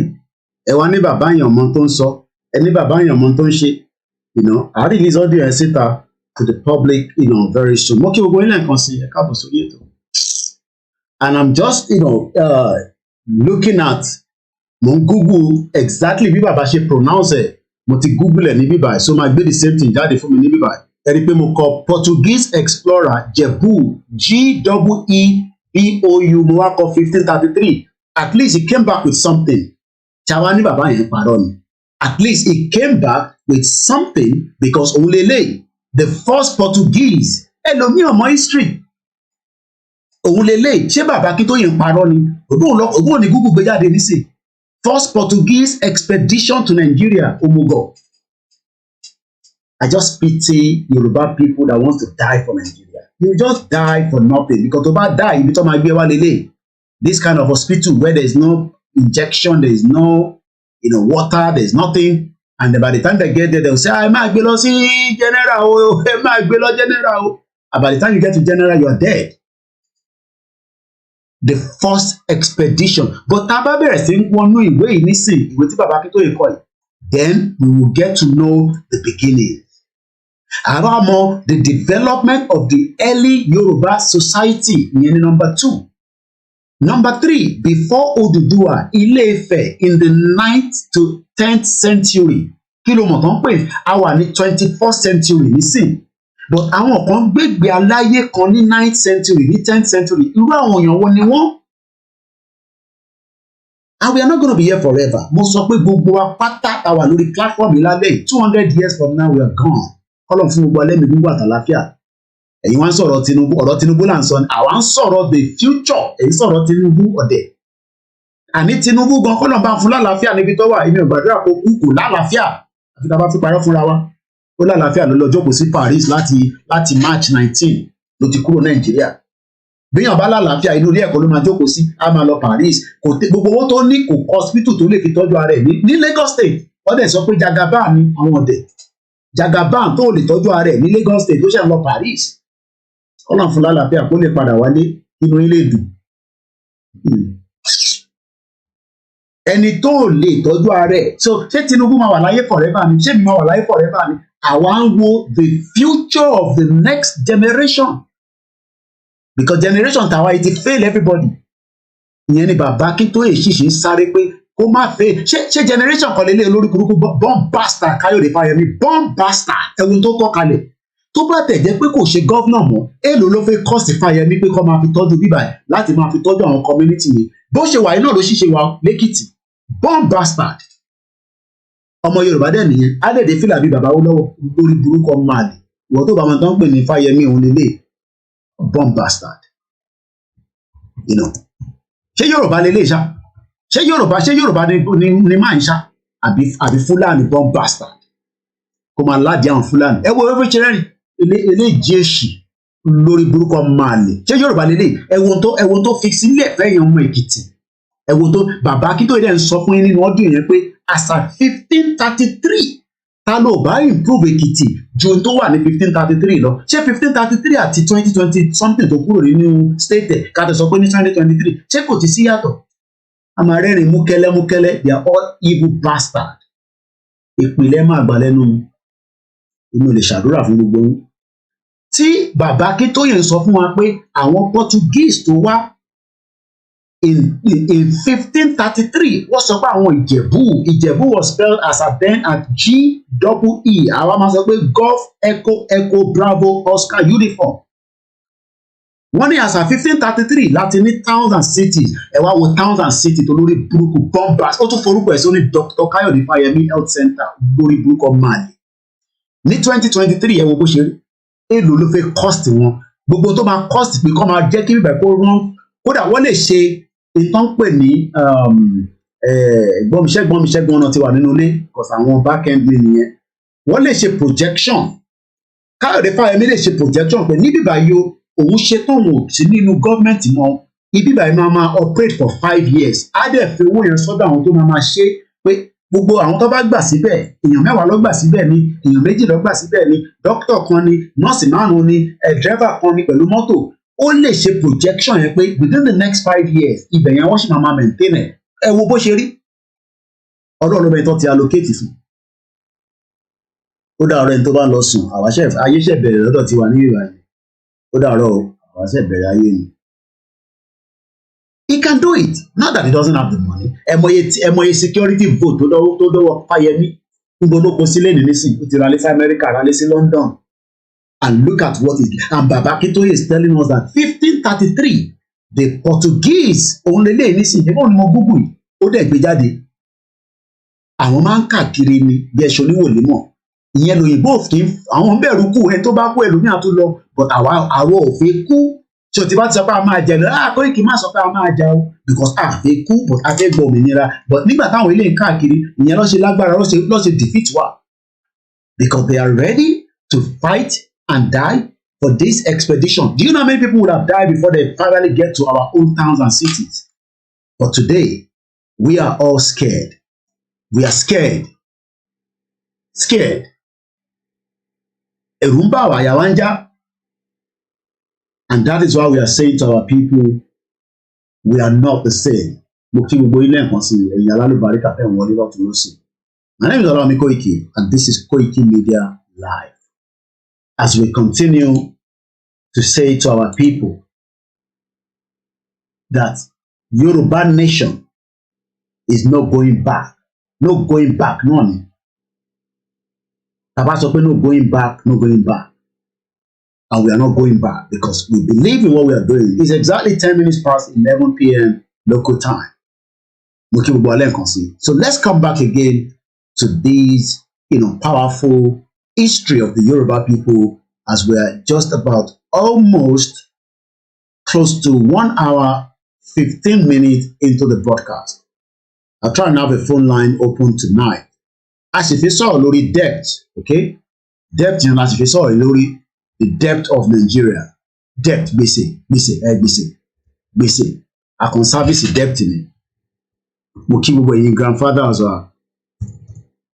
Nigeria debt servicing. Òun láti fi sọ̀rọ̀ lórí, okay? So, a ti sọ̀rọ̀ lórí lẹ́yìn ọ̀sán ẹ̀. Wà á tún máa sọ̀rọ̀ padà lórí lálẹ́ yìí.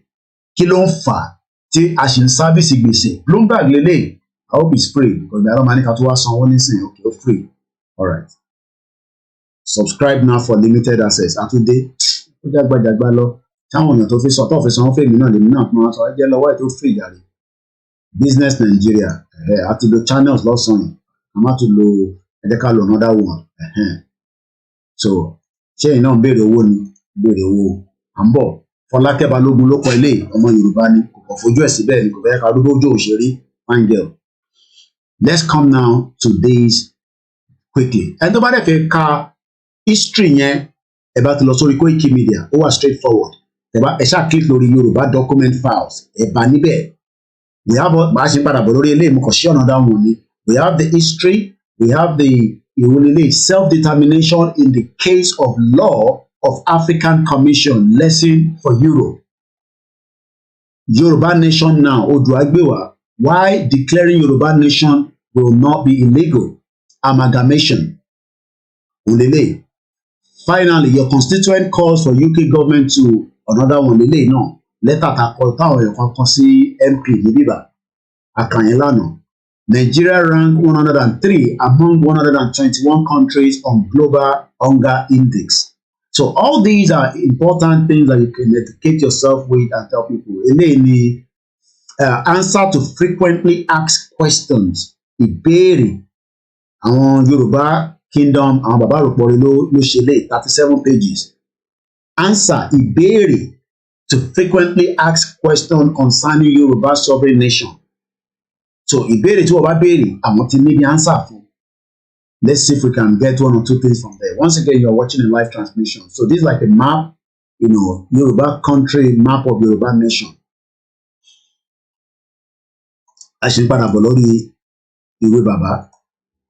So let's just go as an example. Answer to frequently asked questions. And I hope everybody can hear me loud and clear. Platforms.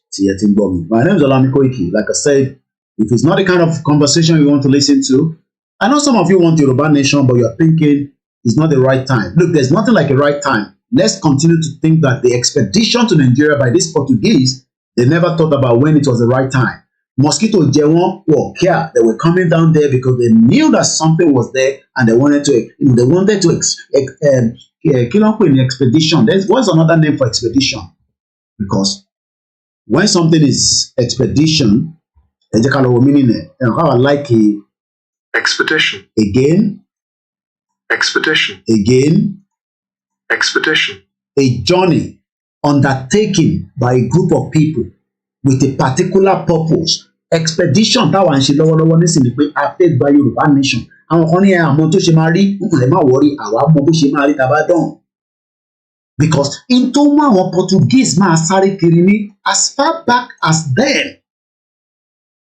We are talking about, let's look at what they wrote here. European explorers. The country was discovered in 1470 by Portuguese adventurers.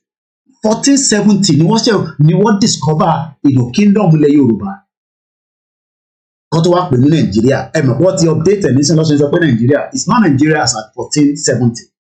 But because it has now been changed from ó ti di business center.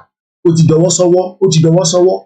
So ìwọ tó ń bẹ̀rù pé ó fẹ́ ṣe wàhálà ẹ̀rù ń bẹ̀ ẹ́ kọ́ má bàa pa ẹ́ sínú ìrìn àjò yìí kò sẹ́ni tó ń gbàdúrà ẹ̀bọ̀ tó bá ṣẹlẹ̀ ó ṣẹlẹ̀ náà nìyẹn. It's not going to be the end of the world. Èèyàn kan lọ́nà ti kú nísìn Amẹ́ríkà nínú kápá àfikún yọ̀ wọ́n. But kí ló mú àwọn òyìnbó táwọn ń ṣe wàhálà tí wọ́n fi lọ wá ibi táwa wá ní àfikúrò níbi táwa nítorí pé gbòdòmútù táwọn kan jẹ aníkàlágé mọ́ra wa lórí ká tètè kọjá sọ́gbí tá ń lọ. Kóìkì ó máa dogun tó bá dogun kò mátà. Ogun tá a bá jà ó máa pa. Okay, listen, ní Sudan wọ́n ti sọ pé kó ṣe ceasefire. Ceasefire means that at least kó ti allow kí onílé nísì plane gbogbo plane lọ ti bọ́ǹbù dànù. Àwọn bọ́ǹbù plane nígbà tá a fẹ́ fi jà but tí èèyàn over 500,000 tá a bá dúró sórí tarmac ní Muritala Mohammed airport tí flight kọ̀ọ̀kan land kí gọ́ọ̀mẹ̀ntì yìnbọn pa wá sínú bẹ́ẹ̀ bí i international community ò ní sọ ẹ jẹ́ ká rọ́wọ́ airport ká block ẹ̀ ẹ jẹ́ ká block ẹ̀. Wọ́n ní àfẹ́ lọ ní that route tá a bá ní àfẹ́ ṣe nǹkan kan ìgbà wo là ní lọ. Whereas in tó mú àwọn òyìnbó táwọn fi ń ṣe wàhálà wa bá wa níbi táwa wà 1470 by Portuguese adventurers. And what is the meaning again of expedition? Tó bá sọ pé nǹkan Expedition. ó dàbí àwọn Fúlàní, they don't care whatever is going to happen. Ẹ bá àmúnú wọn kẹpa wọn, they are still coming to Nigeria. Do you know how many Fulani terrorists have been killed? Does that mean that they are not coming? Not that all the soldiers are compromised. We got to be honest. But the problem is àwọn ọ̀gá wọn tó wà lókè ló máa ń sọ pé make una let them go. But the real soldiers of Nigeria are ready to kill and eliminate the bomb bastard terrorists. But it is because they always receive calls. And that was why they killed Tolulope Arotile, because Tolulope Arotile was bombing them from the top. And it was giving them a lot of problems. So they have to eliminate her. Take her out of the picture. Because iṣẹ́ tó bẹ̀ ọ̀tọ̀ níṣẹ́ tó máa ṣe. Wọ́n ní tó bá ti lọ sókè báyìí ó máa switch off information tó bá fẹ́ fi bá sọ̀rọ̀. A kò máa bọ́ǹbù wọn ni. And the terrorists were becoming concerned. They have to now say she died because her friend reversed to her. The youngest ever military, the youngest ever combat helicopter flight. Go and see how she was, she was training. This Tolulope Arotile, she got killed in that stupid contraction called Nigeria. And you are telling me that Nigeria is going to war. Orioku, you must be mad. You must be crazy. I don't have any regret when I abuse you all because she's only less than 25 years old. The best that we've ever had in the history of the Nigeria Air Force or whatever she was flying. 24 years old. She's an helicopter combat pilot, well trained in South Africa, in Italy, I believe Italy or Spain. And then she was just killed like that. And they just buried her. And that's the end of it. Nobody's talking about her anymore. Everybody has forgotten. Even her parents have probably forgotten about her. Because I don't understand what kind of country is that. She's from Kogi State. Very brilliant in maths. And you are telling me Nigeria. You must be crazy for you to be telling me Nigeria is going to work. Who the hell are you to come and tell us Nigeria is going to work? Bomb bastard. The Portuguese were not scared. They were not concerned whether they would die. Do you know how many of them died before they eventually found that beautiful land, that beautiful location that is now becoming a threat to human life as we speak today? And as at now, look at what your bomb bastard politician can leave for you in Ekiti State in 21st century. Healthcare center. So let's come back here again. So when we say frequently asked question, Iberi, some opponent of the Yoruba sovereign nation converge and sent us questions claiming that we have not done our research and intended to bring the Yoruba nation to its knees. To avoid any doubt, I have reproduced one of their statements. Thus, we need answers to some serious questions before some disgruntled and perhaps misguided people who have done no serious research stampede and railroad us headlong into a republic of incorrigible contradiction. And don't think that everybody is going to accept Yoruba nation. There are some crazy people that are never going to accept Yoruba nation. They'll continue to tell you that Yoruba nation, what Yoruba nation is, because they don't understand the meaning of Yoruba nation. So don't believe that everybody is going to accept Yoruba nation. So Yoruba nation, let's continue to fight for it. Very good evening once again to the live transmission. Muki Yawaduleke. Muki Mommy Sarah. Muki Antimi, Beauty Amokwe, and the rest of you that are with me tonight. So again, let's just take the first question. We might not be able to treat everything, but I'm just, moving around, before we then go back into the depth of Nigeria, which is the most important conversation tonight. But because they're not seeing a kind of activities, I understand. And I believe, Omeyo and some of the team today, I don't know whether it's today, but I believe it's today, as much as, this was how we were doing as well before. I think I saw them, in a video, Omeyo, Shegbo, Ele Tumbere, Omo bomb bastard. Is this also part of Yoruba Nation News? Lori Buruko Mali. I'm going to deal with that person now. I won't lose shit. Toripo fi pe football. She mo pe koikimedia platform media. So nation that fi football see, I go fi football see abi. Lose shit. Illiterate. I'll deal with any to fi question to fi comment and see there. Àwọn wà yàn púpọ̀ lórí platform wa. Take you out. Ẹgbọ́n wọn ló sọ, only is this part of Yoruba Nation news now? Lórí burúkú àwọn ọmọ àlè, àwọn ọmọ ọ̀rọ̀ kírun. Gbà tó ṣe kan dáadáa nídìílé yìí. Tẹ́ ò ń sanwó fún mi ló ṣe ń bi mí pé is this part of Yoruba Nation news as well? So mo fẹ́ lọ mú program àwọn òmíyọ̀ wa. I think Uniben lélẹ̀ ẹ̀wòrán iná bó ṣe ń jó balabala. Uniben ó jó balabala. Kò sí fire brigade bó ló fẹ́ wà fire brigade náà ẹ̀wòrán. Ó ń pe God náà nìkan. Ó ń pe God.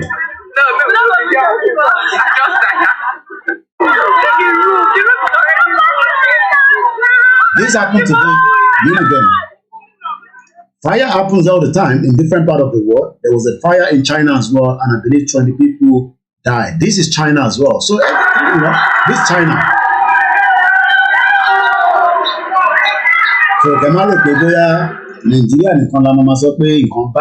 no, we take you around the world. We are not biased. China has everything, but yet, there was a hospital fire, and from what we are told, 24 people died. But at least I saw some fire engine on the ground. Once again, a very good evening and welcome to the program. So, Bashemba program here. So at least you can see the fire brigade there. You can see them right there. But yet, because the huge fire, people will be trying to get away, smoke mama elomi. So these also happen. So we are not here to say, I could have avoided not to show you the New York accident, but we are not doing that. I don't want to sit down here and say because I want Yoruba Nation, then I will try to bring it as if atrocity doesn't happen also outside the world. I won't do that. Okay? So, but we just want to let our people know that putting us together is not going to work. Even if Nigeria was working to some extent, it is still our fundamental right to say we don't want to be part of Nigeria. I just want to quickly show you, what I saw with Omek. So this is the current situation, in Sudan. As you can see, no aircraft is going to go to Sudan because it is a war zone now. And you can see so many people on top of see these are all the aircraft that have been bombed in Sudan as I speak to you right now. There's a ceasefire, and I hope they're going to abide by that ceasefire to allow people to go and get water, get food, and get back home, while the military are fighting each other on the street until they have a resolution. Mukiyawa Elizabeth Adesonya, welcome to the program. Yawa First Bank, Muki, and the rest of everyone that have joined us so far. Koiki, it is breakfast may issue. Will not Nigeria happen to? Yes, issue Nigeria. So this is the current situation in Sudan. And aircraft are blown. So forget it. Within the next 6 months, nobody will travel to Khartoum. Our military aircraft from land, that's why they our citizens, our diplomats. So, and it's now day 4 already. I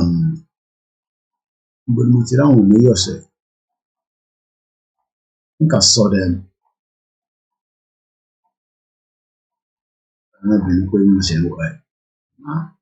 Okay, show on the later. I don't know. Let's quickly check. They never allow subscribe to the YouTube channel. I think Omeyo says it needs about 1,000 people to follow them. You only have 10. So let's make it happen tonight. That is, Omeyo is working extremely hard. One of the dedicated, looking back young man in Yoruba land. Let's go and support him. Even there, but in my program, subscribe so that it can give him that push. I mean, you only have 10. So if I give him, tonight, half of my own, people to go and subscribe, it's not too much. I'm going to share the link, or you can just go there and look for Ishokan Yoruba. I'm going to share a link here, Sita. So let everybody go there. Because I'm actually posting the link in there, and I'm going to be doing the same thing here as well. So ever Allah, click on the link and subscribe to there, so that can follow Omeyo. Very, very hardworking. Video Timo Wagongon. But I'll find the video behind the scene and I'll bring it on later on. Because I saw Mayor with some of the other page with the more page Facebook kódà pé ìṣọ̀kan or something ló ń jẹ́. Lindsay Hilsum, our international editor. àti gbọ́wọ́ tẹ́lẹ̀ lọ́sọ̀rọ̀ àti gbọ́dọ̀ gbọ́ ọmọ ẹ̀. Lindsay Hilsum, our international editor. We're going to talk about the new Battle Back Africa. Not Battle Africa. Àti gbọ́ ẹ̀ wọ́n ti jẹ́ ká ti gbọ́ ẹ̀. So anyway. Lindsay Hilsum, our international. Get out. So let's come back to the Q&A quickly because I think we're almost 2 hours. 1 hour 30 minutes láti lò. Àdẹ̀tí ilé ìgbà ojú abẹ ní kò dáadáa. So ìbéèrè táwọn kan béèrè, will the Yoruba subcultural and unhealthy rivalries, e.g. àwọn kan ní Ìjẹ̀bú àti Ẹ̀gbá ò ní ṣe, Èkìtì àti Ìbàdàn ò ní ṣe àti bẹ́ẹ̀ bẹ́ẹ̀ lọ, come to an end with Oduduwa creation? What will cause the rivalry among sub-ethnic groups when each operates as a separate entity that we call a province? Egba province, Ijebu province, Remo province, Ilaje province, Ondo province, Oyo province, Ishekiri province, Ilorin province. Àwọn kan lè máa bẹ̀rẹ̀ pé Koiki kí ló ń pè ní province? Lábìlú ìjọba mi ṣàlàyé ẹ̀ má tìjú jẹ́ ká lọ wá kí ló ń pè ní province. Tó bá sọ pé nǹkan province kí ni meaning ẹ̀? Because these are things that we want you to all know. So tó bá sọ pé province, ó dà pé àwọn kan dẹ̀ máa ń lò náà, ó ń sọ pé Canada ń lò. If I'm looking at it here, I think Canada is there. Àwọn olùdó bá tún lo province, ẹjọba mi máa fi síta ká lè fi ṣàlàyé fáwọn èèyàn wa. Mo kí ìyá mi dáadáa, mi ò gbọ́dọ̀ dárúkọ yín. Lára làpítọ́ọ̀pù kan tí mò ń lò, ìyá ẹ̀ ló fi ránṣẹ́. Ó gbé ní brand new ni, wọ́n sọ olówó níwájú mi. Ọpẹ́lọpẹ́ wọn òun la fi substitute gbogbo tá à ń ṣe ní bíbá. If not, àdẹ fi ṣe nǹkan míì, mo ò fi ṣe stock market, mo ò fi ta tẹ́tẹ́. Yorùbá nation náà ni lẹ́yìn Yorùbá nation kí n pàdé ìdásọ̀ àdúpẹ́ fún yín gan and thanks for the love because látọdún mẹ́ta àwọn ìyá kan náà ṣe bẹ́ẹ̀ náà tọ́dẹ̀ ti sọ pé torí àsọpọ́tì ìyá onítọ̀tí yẹn kí mi ṣọ́tọ̀ ìyá kan náà tó ṣe dáadáa fún mi nígbà kan ó send voice note burúkú kan sí mi mo kọ̀ rẹ́rìn ni mo pé ìwọ gbé kó jágbàjàgbà lọ́jà rí so èyí tẹ̀ ń tẹ̀lé ìyá yẹn tó máa fi di June èpè lẹ́ẹ̀ máa ṣẹ́ fún because ó máa frustrate yín because tó bá máa ti and then gbogbo tó máa sọ pé àwa là ń dáṣẹ́ wọn dúró àbẹ́ ìṣe gbogbo yẹn má bínú pé mo ń lo àwọn èdè ọmọ aláta mad people all over the place wọn náà wà là ń dáṣẹ́ ìyá rẹ̀ dúró kò ní ta fún gbẹ̀yìn lẹ́bàá sọ bẹ́ẹ̀ yìí mídíà wọn máa sọ jágbàjàgbà wọn náà àwa là ń threaten báwa la ṣe ń threaten àwọn èèyàn ṣé mi threaten àwọn ní tó bá wọn anybody ní kó lọ ṣe wọn náà wà là ń threaten wọn àwa là jẹ́ kí ìyá rẹ̀ pé lọ́nà ọjà kí ní kàn wá pẹ̀lú ìyá rẹ̀ mad people all over the place èwo ló ń dún kẹ̀ ọgbọ́n tán ní sìn oríṣiríṣi ló wà lórí laptop so ṣé gan ni ìyá wa thank you so much for standing there change the picture náà ti gbowó látijọ́ tí wọ́n ti mọ̀ mí investment rẹ tẹ́fẹ́ láti ṣe sí Nàìjíríà tó work ọlábàndó tí níbi tẹwà mo fi dárúkọ ìlú tó wà ní wọ́n wò mí lọ́wọ́lọ́wọ́ báyìí and so many of you like that don't fi àdúrà ràn wá lọ́wọ́ but like I said we just have to appreciate those that appreciate us as well. Ẹ bá dẹ̀ ní wọn appreciate wa nígbà kan kò appreciate wa mọ́ nísìn get the hell out. Àbẹ̀yẹ tẹ́lẹ̀. So kí ló ń pè ní province? Ẹ jẹ́ ká kọ́kọ́ lọ wá mí nílẹ̀. Àwọn olúwo ló ń lo province. Wọ́n ní China ń lo province. Ẹ̀gbọ́n mi Ṣẹ́gun ọ̀nà ní Kaba. Èwo ní Kaba? Ìlú wo nìyẹn kẹ̀? Ìlú wo ní Kaba? Ẹ bá mi gbé jáde lẹ́ẹ̀kan sí Mr. Waris. Ẹ ló ń pè. Ẹ̀rọ àgbàkọ́ ọ̀kẹ́ jẹ́ gbé ẹ má bínú. Hello. Mo wà lórí show ó dẹ̀ mọ̀ pé mo wà lórí show ó gbọ́ mi ó mọ̀ pé mo wà lórí show kí ló ń pè sí nígbà tí mo ti nìkẹ́ sí. Kí ló ó wà lórí show pẹ̀lú mi náà ó rẹ̀ mọ̀ rẹ̀ tí nìkẹ́ pè wọ́n náà gbọ́ mi ẹ̀ka alẹ̀ májẹ̀ bẹ́ẹ̀ jà láti gbé roko. Òwò mi bá ọ̀dẹ̀ tó ń pè mí sórí program tí mo ti ní ìwọ̀n kó ń distract mi. Jẹ́ ìgbàgbé tí mo sọ̀rọ̀ nísìn. Ẹ mọ̀ pé tí a bá ń ṣe program tá a bá ti ní kẹ́ pè ẹ máa distract wa tá a bá ti ní ká pè Kaba ní Kogi state okay ìgbà tí mo tún ń gbọ́ Kaba náà ló wá yà mí lẹ́nu. So tó bá sọ pé nǹkan province just to break it down administrative district or division of a country province. So tá a bá ń sọ pé ṣé Jẹ̀bú máa bára wọn jà ṣé Èkìtì máa bára wọn jà no there is no need for that because we can ṣé àwọn kan tó ń send the stars ni àti gba stars lórí system wa ni No. But the set bring back stars. Okay. Now send 100 stars. She go Mr. Roland. Yeah, but now come on stars. Don't send the stars. Okay. That Facebook it make come back stars near. She go. Thank you so much. So everybody will have their own province. Ondo province Mawa, Akure province Mawa, Belo. Each province will be governed by the people of that province. So ẹni tó wà ní Èkó province, ẹ̀yin tẹ́ ń gbé l'Èkó náà lẹ máa ṣèjọba Èkó. Àwọn tó wà ní Ṣẹ̀kírì ló máa ṣèjọba Ṣẹ̀kírì. Àwọn tó wà ní Ìlọrin, Ìbòlò, Oǹdó, Ìlàjẹ, Rẹ́mọ, Àwórì. So báwo la ṣe fẹ́ bára wa jà? Báwo la ṣe fẹ́ bára wa jà? Mo kí gbogbo ẹ̀ tẹ́ wà ní Lagos Island. Báwo la ṣe fẹ́ bára wa jà? A ní láti bára wa jà. But this motion pé tí Yorùbá bá kóra wa papọ̀ ẹnu wọn ní kò síra wa lẹ́nu ìrọ̀lẹ́ pa. Even gan àwọn tó support Yorùbá nation nísìn ní present nísìn bá ṣe ń sọ̀rọ̀ àwọn tó ń ṣe APC PDP by the time tí àgbọ́yé Yorùbá nation bá yé wọn dáadáa tí Tinubu bá ti lulẹ̀ lọ́hùn because ó máa lulẹ̀ kò sọ́wọ́ ẹ̀ pé Ọlọ́run jẹ́ kó rí iṣẹ́ yẹn ìrọ̀lẹ́ pa ẹ má parọ́ mọ́ Ọlọ́run ẹ̀fọ́rọ́ lọ sílẹ̀ reality là ń sọ̀rọ̀ ẹ̀ because it now goes back to then close our browsers púpọ̀ because I don't want them to open too much. So àti mo meaning expedition okay but mo fẹ́ fi àwọn ti Portuguese sílẹ̀ because mo fẹ́ máa reference padà sílẹ̀ kọ̀ọ̀kan. Báwo ni Tinubu ṣe fẹ́ rí ṣe nígbà tí gbèsè tí Nàìjíríà jẹ lọ́wọ́lọ́wọ́ nísìn à ń lo 96%.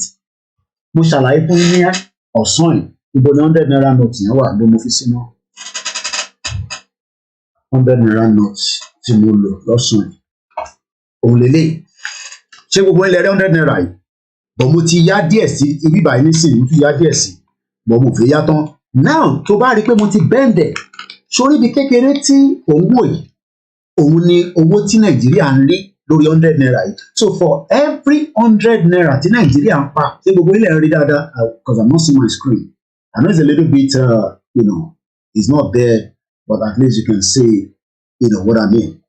For every 100 naira tí Nigerian government ń pa à ń san 82 naira fún service debt gbọ́ mi dáadáa o kò ń ṣe gbèsè yẹn gan wọn la ṣe ń san à ń service ẹ̀ lọ́wọ́lọ́wọ́ a ṣe ń service ẹ̀ for every 100 naira the federal government makes to the tune of billion ní mo sọ nísìnyí but for every 100 naira àwa ń lo 82 naira nínú ẹ̀ àfi service debt.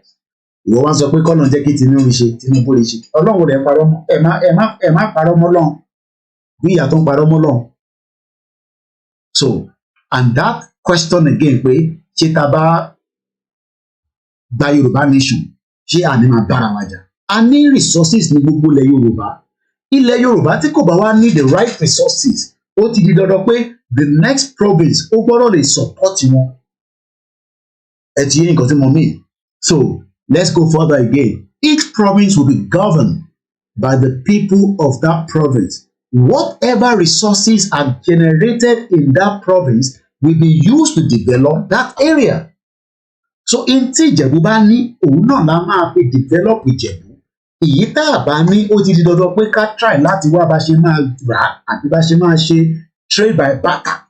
Ibi trade by barter náà là ń ṣe láyé àtijọ́. So èyí tẹ́ ń sọ pé yẹn ta bá gba Yorùbá nation ẹ̀yà máa jẹ wá ìrọ̀lẹ́ ń pa ìyà ò lè jẹ wá. Ìwọ tó dẹ̀ ń sọ pé yẹn Yorùbá nation ò sí mọ́ ó ti quiet jù ìrọ̀lẹ́ ń pa because like I said ẹni tó bá mọ ọlá lọ bá mi wá kí ni link àwọn òmíyọ̀ kí lórúkọ link wọn Facebook link wọn ó dà pé ìṣọ̀kan ló ń jẹ́ something because I saw Muhammad bí a new video ní àbí old video ó dẹ̀ lè ti sùn ní sẹ́mu lè máa pè lálẹ́ because àwọn ti ṣe wàhálà. So à ń fi 96% a fi service debt ṣé kò wá dáa ká kúrò nínú Nàìjíríà kí olúkálukú ní province ẹ̀ because province yẹn tún mí pé a lè produce nǹkan ní province kan kàtà fún the next province kó tó di pa máa export ẹ̀. For example nísìn àwọn Oǹdó ní omi tó pọ̀ àwọn ìyá wa gbémi lékè àwọn ará Oǹdó nìyẹn pẹ̀lú ìyá mi Comfort Ológunjà pẹ̀lú àbọ̀ ẹ̀ pẹ̀lú sísítà àwọn tó jẹ́ mẹ́ta tí mo gbúrò wọn. Yes, anybody with his or her resources, you're right, Mr. Daniel, láti díròkó. So ìtọ́lúkálukú bá ní òun náà, and sometimes ẹ lè má ní resources tó pọ̀, but the human talent ìyẹn la máa tó train jù. As an example nísìn, Ìjẹ̀bú lè má ní omi, wọn kàn fi ṣe example àmọ̀pá lómi, but a lè train àwọn èèyàn lẹ́yìn pé wọ́n máa di scientists tí province mi náà máa need. Then we can exchange and Mr. Koiki, ẹ jẹ́ ká wá lọ ṣe iṣẹ́ ní ẹ jẹ́ ká lọ Ìlàjẹ. Mo lè move mo kí ẹ ní Prestige. A lè kúrò ní Ìjẹ̀bú pé torí pé Ìjẹ̀bú mo fẹ́ bá wọn ṣe, kò wá mí pé ẹni tó jọmọ Yorùbá tó bá lọ sí Oǹdó kò ní lè ṣe ìjọba pẹ̀lú wọn níbẹ̀, but it would be based on laws tó bá ní ní province yẹn. But because Yorùbá ní gbogbo wa, we first think Yorùbá first. So èyí tẹ́ máa fi fún ọmọ Ìgbò ní ààyè ní Ondo province, ó ti di dandan pé ẹ gbọ́dọ̀ fún ọmọ Ìjẹ̀bú Òde ní province ní ẹ gbọ́dọ̀ fún ọmọ Ìjẹ̀bú Òde àbọ̀mọ Ẹ̀gbá ní ààyè, because kí lẹ fi fún ọmọ Ìgbò ní ààyè fún ní Ondo province òun gẹ́gẹ́ bí ọmọ Yorùbá ni, àfi tó bá jẹ́ èyí tó ti marry Yorùbá tó ti ní, because ṣẹ́rí à ń gbé nílùú òyìnbó tó ọ̀bá bí ẹ sí bíbà tó bá marry ó ṣẹ̀ máa ṣe tán pè ní naturalization, ó ṣẹ̀ máa go through immigration. So gbogbo pé Koiki kẹ́la máa ṣe pẹ̀lú àwọn ẹ̀yà tó kù ó wà very straightforward. Immigration law nìyẹn, àwọn kan ló máa drafted, wọ́n máa drafted to the benefit of Yoruba people first, and ẹni tó bá fẹ́ tó jẹ́ bí àyàwó tó fẹ́ ni àbọ̀kọ tó fẹ́ ni, a dẹ̀ tún máa drafted ní ìwé débi pé bóyá èyí tó lọ fẹ́ ọmọ Fúlàní a gbọ́dọ̀ wà concern pé lọ́jọ́ iwájú ọmọ yẹn máa wà gbàjọba mọ́ wa lọ́wọ́. Gbogbo yẹn làwọn ọlọ́pàá ló máa jókòó ló máa draft the constitution, kò ń ṣe gbogbo jágbàjàgbà tíyà ẹ̀ kàn sọ nonsense. Wọ́n sọ Yorùbá nation di àwàdà kẹ́ríkẹ́rí. So gbogbo yẹn máa ní ètò, kò dẹ̀ sẹ́ni tó lè bá wọn draft, kódà ìwọ tó jẹ́ mechanic gan ní right láti bá wọn jókòó síbẹ̀. Àwọn kan sọ jágbàjàgbà. So let's take another question again. Ìbéèrè tó tún béèrè ó ní, will the principal group of the Yorubas who actively contributed to the crushing Nigeria check out of Africa altogether undergo a DNA patch or go through a deliberate services? When the foundation is fraudulently built, it will only give an opportunity for few people to enslave others. The elite, which is Fáyẹmí olórí burúkú ẹ̀wọ̀n tó kọ́ fún yín, elite nìyẹn. Those are the bomb bastards. Because ó pèrè lọ́mọ Yorùbá àwọn ọmọ bàbá Awólọ́wọ̀, but ẹ̀wọ̀n tó kọ́ ṣé spirit bàbá Awólọ́wọ̀ lè forí jì Fáyẹmí pẹ̀lú tó kọ́ fún yín lẹ́kìtì? Ṣé spirit ẹ̀ mú kí ìyàwó Adéníkẹ́ ọmọ Súnmọ́lá? Ṣé spirit bàbá Awólọ́wọ̀ tó lè forgive Fáyẹmí pẹ̀lú eléyìí tó pè ní health center? So the question tó ń béèrè ní bíbá òun ni pé when the foundation is fraudulently built, it will only give an opportunity to few people ló ń jẹ Nàìjíríà ọ̀dẹ̀ ìwọ tó fi parẹ́ fún Nàìjíríà, few people ló ń jẹ Nàìjíríà, wọ́n mọ bó ṣe ń jẹra wọn, wọ́n mọ bó bàbá wa kan pè òde sọ owó èèyàn tó jẹ́ ọ wà presently around pẹ̀lú wa ní bíbá ní UK, ọkọ̀ kò ní out of the blues ni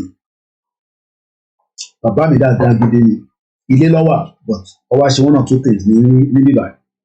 So he throw a call to me, ọmọ mi wọn around mo jáde aláfẹ́ lẹ́wọ̀ ẹ káàbọ̀ sà.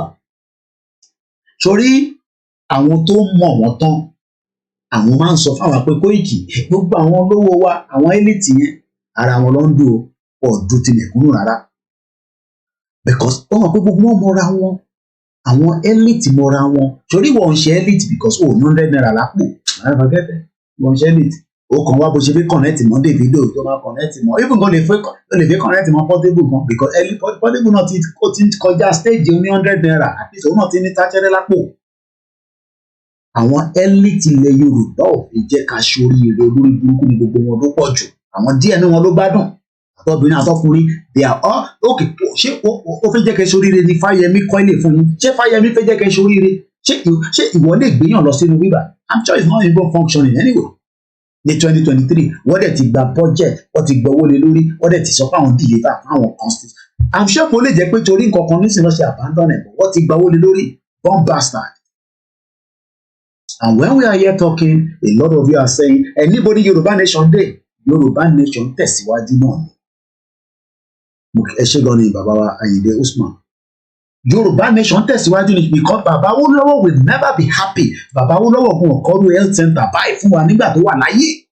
Nígbà kan ṣe regional government which is just less than 63 years ago. Baba Awólọ́wọ̀ wọ ọ̀kọ́rù kan báyìí fún wa. Ṣé Baba Awólọ́wọ̀ ṣé Fáyẹmí ò jẹ́nu owó Baba Awólọ́wọ̀ ní regional government tí bọ́n bastard ẹ̀ wá kọ́rọ̀ ilé ìfẹ́ yìí ìwọ wá ń sọ fún mi pé kémi ṣọ́tọ̀. Ó rí pé àwọn elite ẹ̀ lórí burúkú tó yẹ kó ṣépè fún.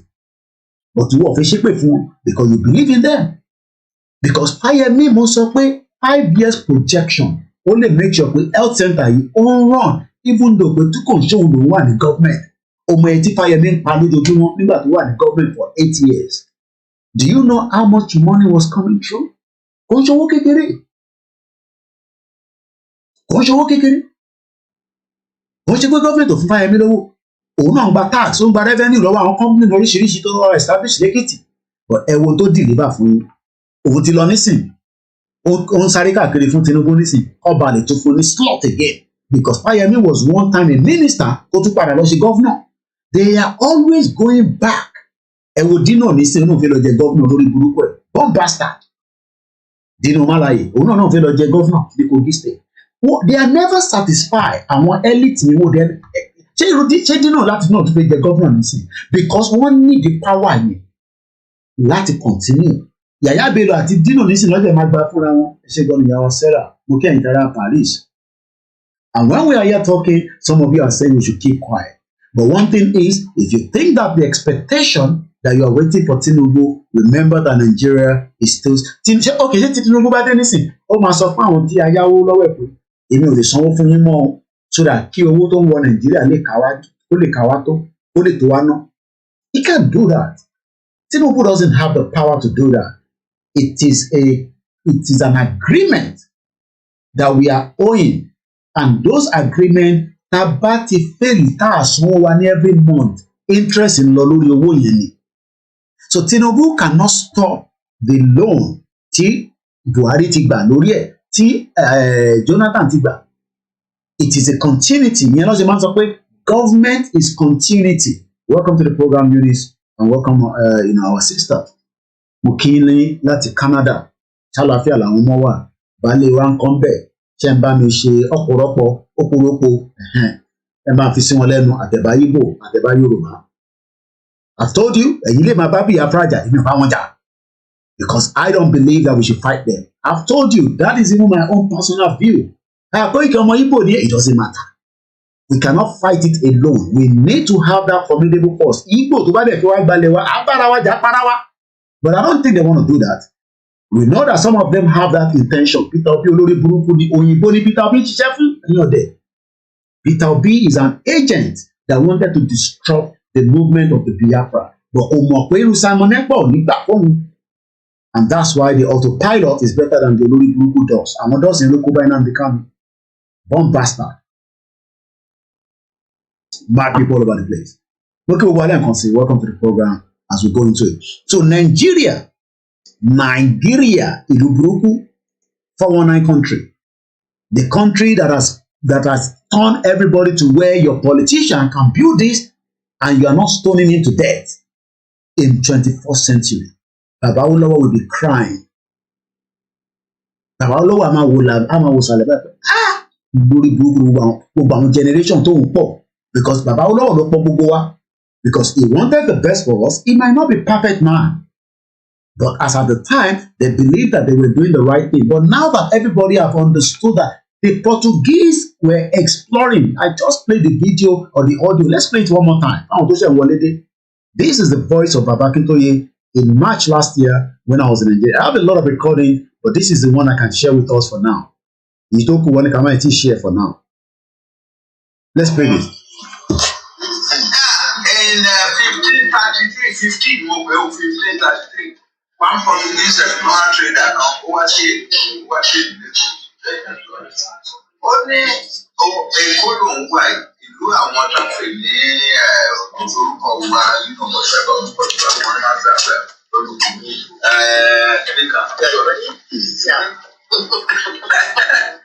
only but beyond this place I hear that there are many big towns in the interior and not far from here, about 10 leagues from here, there is a great city called Ijebu, G-E-E-B-O-U, Ijebu, with a great wall around it. That is in 1533. As of the time Don Konye, Ijebu was already more than 500 years old. Did you hear that? As at the time he was saying that, Ijebu was already 500 years old. And you come here and be talking about Nigeria. Nigeria, a country that is not even meant to be on the map. We should remove it as quickly as possible. You think some of your kings, whether they are in Benin, all these Edo people, they are king there, so they're all the same with our own king. What is the difference? They know the truth, but they don't want to talk because they are being taken care of. They are part of the elite that we are talking about.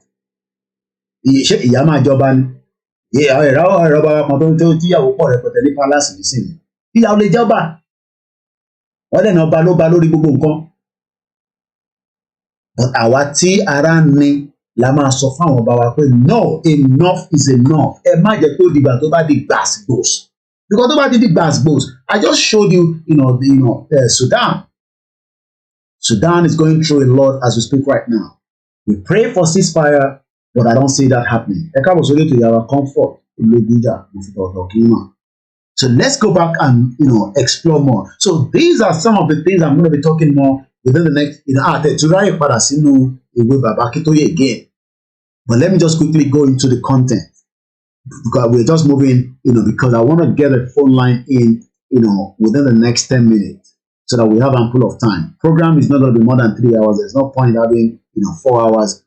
I can do 3 hours in 3 times in a day, but I don't want it to go more than 3 hours. So, and I want to make sure that you are also able to contribute for those that want to contribute.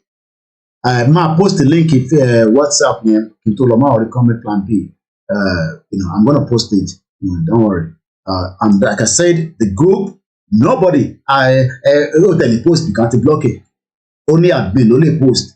Oh, but if post it, post the prayer. Need the prayer. Lost the prayer. KOKORO shenye. For any prayer. So it's only the admin. You don't have to communicate with anybody at the back. You don't know anybody. It's just where we will tell you if I'm going live. I will tell those in that group, 5 minutes before we go live, and all other news and information we posted there that are verifiable, mostly around Yoruba Nation and international news as well. I'm working Mr. Kende ní Ibitewa Ekupalemo Olabami showing like. So this is a book written by a father, the professor himself, that is telling us, the beginnings, the development of the early Yoruba society. Number 3, before Odudua, before Odudua, Ife in the 9th to the 10th century. Number 4, the revolution in Ife in the 10th to 11th century. All these things are people were living in those era. Like I always say, 200 years from now, we are all dead. Àwọn kan tún máa review nǹkan táwa náà ti ṣe. Kọ́lọ́n jẹ́ ká ṣe dáadáa, ká lè gbé nǹkan sílẹ̀ dá fáwọn èèyàn. Because tá a bá ṣe délẹ̀, then we are deceiving ourselves. Because we are not going to be here forever. Some people were there at the 9th century, 10th century. They are no longer with us. They've become, these are people that were, as at the time as well. I just showed you, these Portuguese explorer. They're moving all over the place. They don't care whether they're going to die along the line, but they're explorer and they wanted to see what is happening. We have not even explored who we are. Actually, need to a lot of research. And there's too many caves. There's thousands of things that is behind the way the world was created. There's a lot of things underneath the soil. And there's a lot of things that we still need to explore. But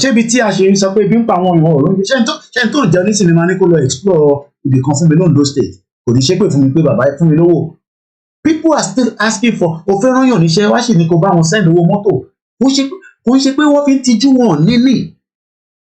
Awale sọ pé 3,000 naira is not a lot of money, but to people at home it's a lot of money. And that's why we are saying to our people, we must fight this until we get it. Forget about our politicians. They are born bastard. Tí a bá ready to di parangida politician masari. I'm telling you, till the stage yìí ni. Tá bá dé stage bí pé a ní àgbàmọ́sẹ̀. politicians kọ́kọ́ gbogbo ìbọn tán ní láyé jáde ìkànnì wa máa sá fúnra wọn ni. International community will get involved just as they're doing right now with Sudan. And ìjà tó ń lọ lọ́wọ́ ní Sudan is between America and Russia. But ìjà Nàìjíríà, it will be between UK, America, Russia, China, and France. Because every one of them will never be the same as what happened in 1967 during the Biafra War. Tó bá bẹ̀rẹ̀ ní Nàìjíríà lè listen, different countries will support different people. Ẹ̀yin lẹ́rọ pé kò ní rí bẹ́ẹ̀. Nobody prays for war because war kì í mú kan tó dá wá. People will die, people are too sick or in the hospital. And that's what we're saying to our people. Let's push now. Mo gbọ́ tán sọ fún àwọn ọ̀dọ́ ní ẹ pé àwọn náà ti fẹ́ bẹ̀rẹ̀ rálẹ̀ àwọn olórí burúkú tí ìyàwó èrè tó wá da gbogbo ẹ̀rú tó ń bastard tó wá da gbogbo ẹ̀rú tó ń slow nǹkan down. Àdé sọ fún àwọn èèyàn pé kò lè má ṣàlẹ́ ẹ̀ sí pé ọ̀nà tá a máa gbà lélẹ̀ wọ́n ní ọ̀nà tá a fẹ́ gbà lélẹ̀ ẹ̀mí mímọ́ sọ fún òun ṣe fi phone call òun fi iPhone òun fi bọ́ọ̀lù sọ̀rọ̀ kan nísìnyí. Mad people all over the place. Let's continue. There is also the primary of Ife, the 11th up to the 15th century. Ẹgbọ́n tí bàbá Akintoye sọ lẹ́yìn kan pé as at 1533, Ìjẹ̀bú has always been a town 500 years before the explorer from Portuguese came. Let's play it one more time. Tó bá yẹ pẹ̀sẹ̀ wọlé ni, ẹ jẹ́ ká túbọ̀ tí máa lọ máa delete kẹ̀. Kí ni ìṣe kẹ̀? Delete your formation now.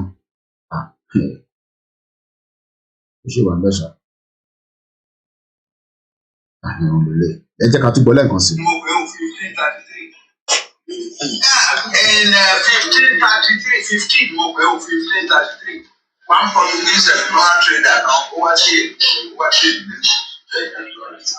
ó ní Èkó ló ń wá ìlú àwọn tó ń pè ní orúkọ wa nínú ọ̀sẹ̀gbọ̀n orúkọ tó wà wọ́n máa fẹ́ fẹ́ olùkọ́ nìkan.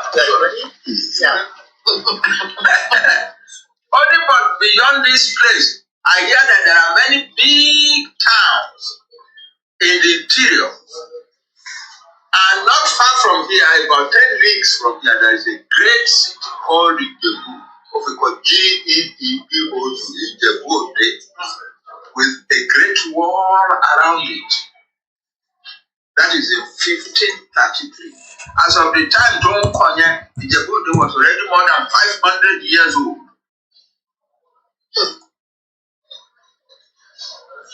Àwa nìkan ló ń gbé ìlú cities and towns ní Africa, àwọn yòókù nìkan ló ń gbé.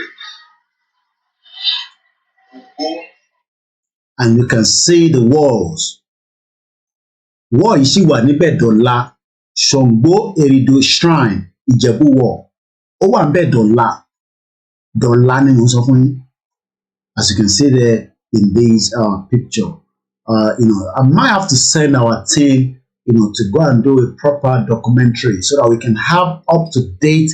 And these are what we are saying to our people. We have a lot to discuss. So bí a máa gbé koikimedia team dìde just to give us, a better up to, because we're not seeing anything much. There's no video, so, and these are things that we should also know and archive. But ibi tí gbogbo àti ń struggle ta fi káàkiri àwa wá sá káàkiri àwọn Fúlàní wọn ń gbé nínú Ìjẹ̀bú wọ̀ bí Ìjẹ̀bú ṣe ní tiẹ̀ náà oríṣiríṣi. Ṣàngó Èrìdò is a system of defence wall. Ògbọ́n kan tó kọ bó ṣe wà káàkiri náà rẹ̀. A defence wall is a fortification usually used to protect a city and town, just as Baba Akintoye told us. Wọ́n máa ń build ẹ̀ ní láti fi defence mechanism ní kí koikimedia team and our units ládùúgbò. Ìdòwú Michael, welcome to the program. All these, koikimedia team, so take note. A ní láti lọ ṣe proper documentary, of this location so that kí àwọn èèyàn wá lè rí dáadáa bó ṣe rí. Because now we can't see, the better view of it. But let's just read it a little bit. And all this has been there. We cannot build it. 800 to 1000 AD in honor of Ìjẹ̀bú noblewoman Olóyè Bilikisu Ṣàngó, The location is on Nigeria's tentative list of potential UNESCO World Heritage Site. Àtẹ̀mọ́tání gbọ̀nsẹ̀. Àmọ́tání. Àwọn develop ìlú níta. Àwọn develop tọ̀dọ̀ tiwa. Mo kí Prince Roland. Mo kí obìnrin tí ẹwà káàkiri àgbáyé. Develop tọ̀dọ̀ tiwa. Mo kí Mr. Akin. Ẹ káàbọ̀ sọ. And these are the things that get somebody like us angry. 800 to 1000 AD ni wọ́n ti build this wall. Tí Bàbá Akíntóyè náà sọ fún wa pé Ìjẹ̀bú has been there for 15. Ẹ yẹ ká tún gbọ́ again. Ká tún gbọ́ again. In 1533, one Portuguese explorer trader ó ní Èkó lòún wà ìlú àwọn tó ń pè ní orúkọ wa nínú ọ̀sẹ̀gbọ̀n pẹ̀lú àwọn afẹ́fẹ́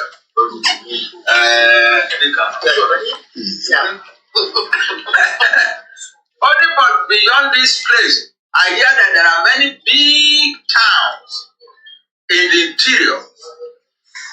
And not far from here, about 10 leagues from here, there is a great city called Ìjẹ̀bú. We call IGBOHO, with a great wall around it. That is in 1533. As of the time John Konye, Ìjẹ̀bú was already more than 500 years old.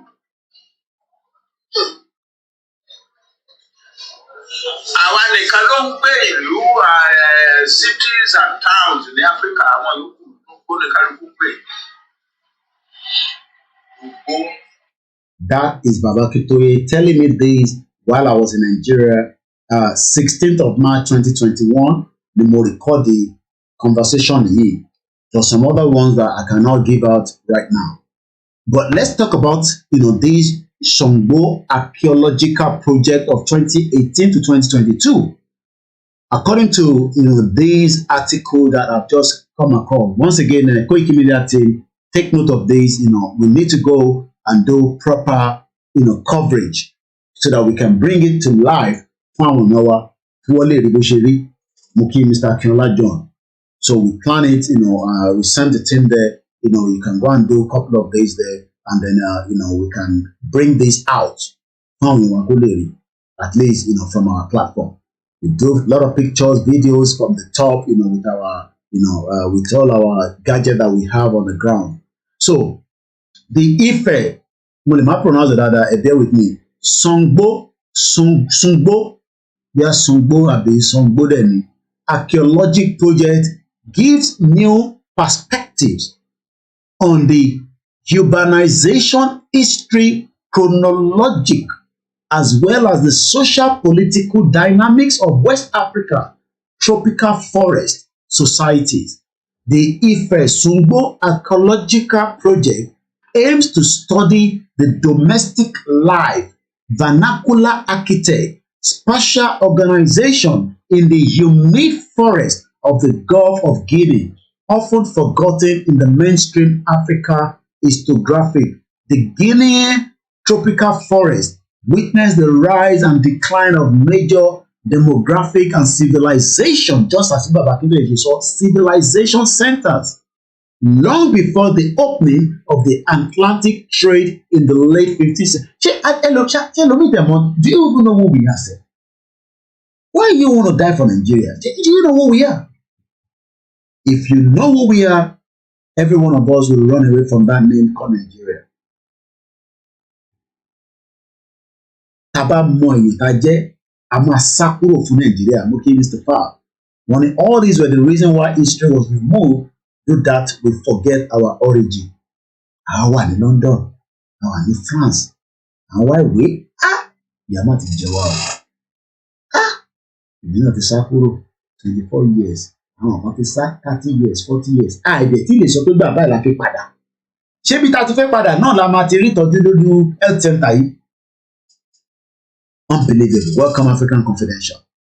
So our team will work towards a visitation to this place, and we will do as many, everyone come. And that of any, will study civilization one. Pavement measure Itayemo Ile-Ife, July 2022. Professor Gerard Chonchon and Dr. Emobosa Akpo Origimia drawing the stratigraphic profile and taking the samples from the content of the pit H1 and H2 Oduduwa College, Ile-Ife, July 2022. Last year, the archaeologists team found the first in-site port at this site and continue to interpret the spatial organization and the architect of the site. Look at that. This is what our Yoruba teka ma ṣe lele.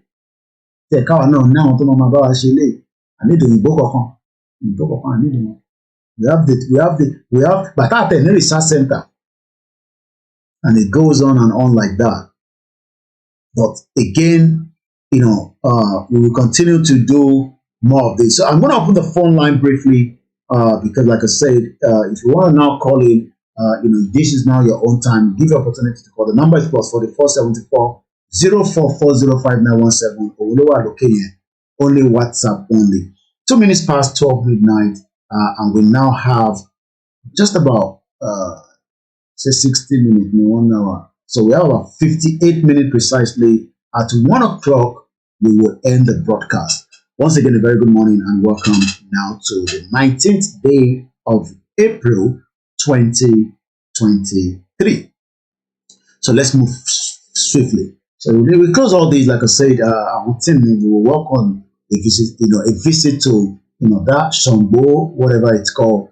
Now let's come back to, and again, I will pick a day where we'll be looking at this book, Tiba Bakintoye Koi. It is important that we know about it, which is very, very important. So let me just quickly run through. Number 6 says the traditions of the kingdom founders. Number 7, the kingdoms of Yoruba land. Kingdom Niwa. Number 8, the politics of the kingdom rule. Number 9, the kingdoms and the economy, part 1. Number 10, the kingdom and economy, part 2. Ìwọ tó ní bàbá kí tó yóò mọ̀ ṣe, ìwọ mú bàbá ẹ̀ jáde, kò sọ fún wa kí bàbá ẹ̀ bá wa kàn kankan, ká lè ní record as well. Number 11, the frontier effect. Number 12, the Great Oyo Empire. Number 13, the fall of the Oyo Empire. Ó great nígbà kan, ó padà fall náà ni, kọ́lọ̀ jẹ́ kí Elédùmarè ọlọ́jọ́ ẹ̀mí kó jẹ́ kí ìran Yorùbá ká rise padà. Tá bá rise padà, òun ni energy tí a gbọ́dọ̀ lò tó máa ràn gbogbo wa lọ́wọ́ àti àwọn ẹ̀yà tó kù ní káàkiri gbogbo àgbáyé. But wọ́n mọ̀ pé ìjọ tí energy yẹn bá ti tayọ, that is the end of the West. They know that already. There's no doubt about that. Wọ́n mọ̀. So àwọn náà ń gbìyànjú ni, but ìgbìyànjú tiwa òun ló máa overshadow tiwọn. So number 14, Yoruba land in the 19th century. The wars of change. Ogun ti bẹ̀rẹ̀ tí wọlé dé oríṣiríṣi ìjà lọ́tún lósì. Number 15, Yoruba land in the 19th century. Other agencies of change. Number 16, the Yoruba diaspora. Gbogbo àti wà abroad. I can send owó sílé. Ìyá mi, okay, I send $100 sí. I send $1,000 sílé. Kọ́lé ọmọ kìíní dẹ̀ ti kọ́lé o. Ó kọ sí níbẹ̀ ra lẹ̀ o. Àwọn ìyá wa nìyẹn. Àwọn ará lẹ̀ náà tán. Because sometimes I think now that the technology is much better. Expectation ẹ lòmí gan gbàtọ́ ní wọ́n ra lè yẹn gan sógbà tó bá dàdúgbò ní máa rí pé kò sí ọ̀ iná ọ̀dàdúgbò yẹn rí. Ṣé wo ló máa wá lọ fa iná wá àdúgbò yẹn? Èlò ló fẹ́ fi faná, ló fẹ́ fi ṣe títì, ló fẹ́ fi ṣe bọ́ọ̀hò, ló fẹ́ fi ṣe security. Ìyẹn ní ọ̀pọ̀lọpọ̀ àwọn tó bá lọ diaspora agídí lọ́ fi ra ilẹ̀ sílùú mọ́nísìn wọ́n wá rà sẹ́kọ̀ọ́ because àwọn mọ̀ pé kò ṣe ìlàjú díẹ̀. Ẹni tó bá rà sí ìlú agídí ló fi ń gbé bẹ̀ bí akọ̀ kọ síbẹ̀ akọ̀ lọ bá wọn ṣe 2 days tó bá dọ́gbọ́n sẹ hòtẹ́ẹ̀lì ló máa dé sí. We can't continue like that. Bonsoir, mo kẹ́ ń tẹ̀wà ní Cameroon ní Côte d'Ivoire ní gbogbo kíbi tí àwọn Yorùbá wà. Sùngbó Ìrèdò bẹ́ẹ̀ ni, so we work towards that so that we can visit it as well. Once again, I say good evening and welcome. Is this Baba Akintoye's book, History of the Yoruba People? Yeah. We're not going to go through that and come. The history of the Yoruba people, which is this one, Baba Akintoye book here. History of the Yoruba people. very, very important that every one of us, if we have the time, let us go and read it. Awama Agbiyanju, I promise from this week, Noni, Itabak Kade and Note, we'll be reading it more so that we can also, it seems African Confidential has been reading through. We will also be using it as a program in Akomaje, history of the Yoruba, Amamaka, dear, and a song on me. Kò bá jẹ́ 2 hours lábẹ́ bí ṣe program yẹn ni mo lè má ṣe kó gùn púpọ̀ so that a lè máa jẹ́ káwọn èèyàn tètè gbọ́ ó lè jẹ́ fún 1 hour, and tó bá dẹ̀ pé mo máa record ẹ̀ náà ni màá kọ́ máa post ẹ̀, it's still the same thing. So ó lè jẹ́ live ó dẹ̀ lè jẹ́ recorded, I can see how I'm going to be doing that so that it will be adding to the value of gbogbo nǹkan tá a ti gbọ́ tẹ́lẹ̀ àti nǹkan tá a ti gbọ́. So as I say, looking at this now, ẹ jẹ́ ká increase the font and padà. So the last part of it is, the Yoruba in diaspora, the politics of the 20th century. Politics of the 20th century, the social transformation in the 20th century. So politics of the 20th century. Freedom. This is what in 20th century politics are doing in Yoruba land. Dr. FOLAYEMI Health Center. Can you imagine? Let's go and look at, last year. So let's go to 20. FOLAYEMI was there from 2019, because it's 2020, because I know it was there. Ekiti State Budget. In 2020, let's go and look at Ekiti State Budget. FOLAYEMI ló wà bẹ́ẹ̀ ní 20. No, not 2022. Mo fẹ́, because 2022 mo fẹ́. I need 20. Let's go back. Because no, they only wà bẹ́ẹ̀ ní last year. So I want 2020, not 2022. To mitigate the effect of the pandemic on the economy, Ekiti State government has reviewed its 2020 budget downward from 124,000. No, sorry, I'll take that again. From 124.72 billion naira to 91 billion, with substantial reduction on some classified revenue and expenditure. So in 2020, when FOLAYEMI was your governor,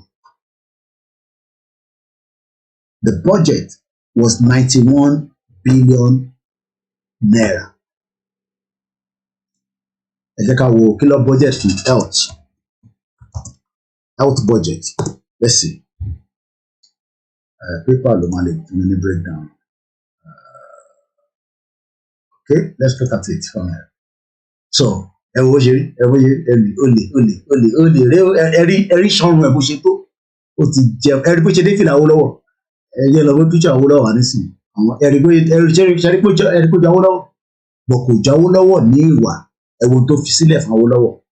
criminal. These are all your governors.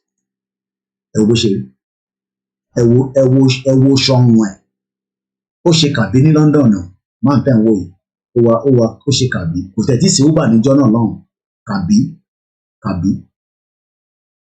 tó fi sílẹ̀ fún àwọn Èkìtì. Yeah, guy man ni gbogbo wọn, they are all guy man.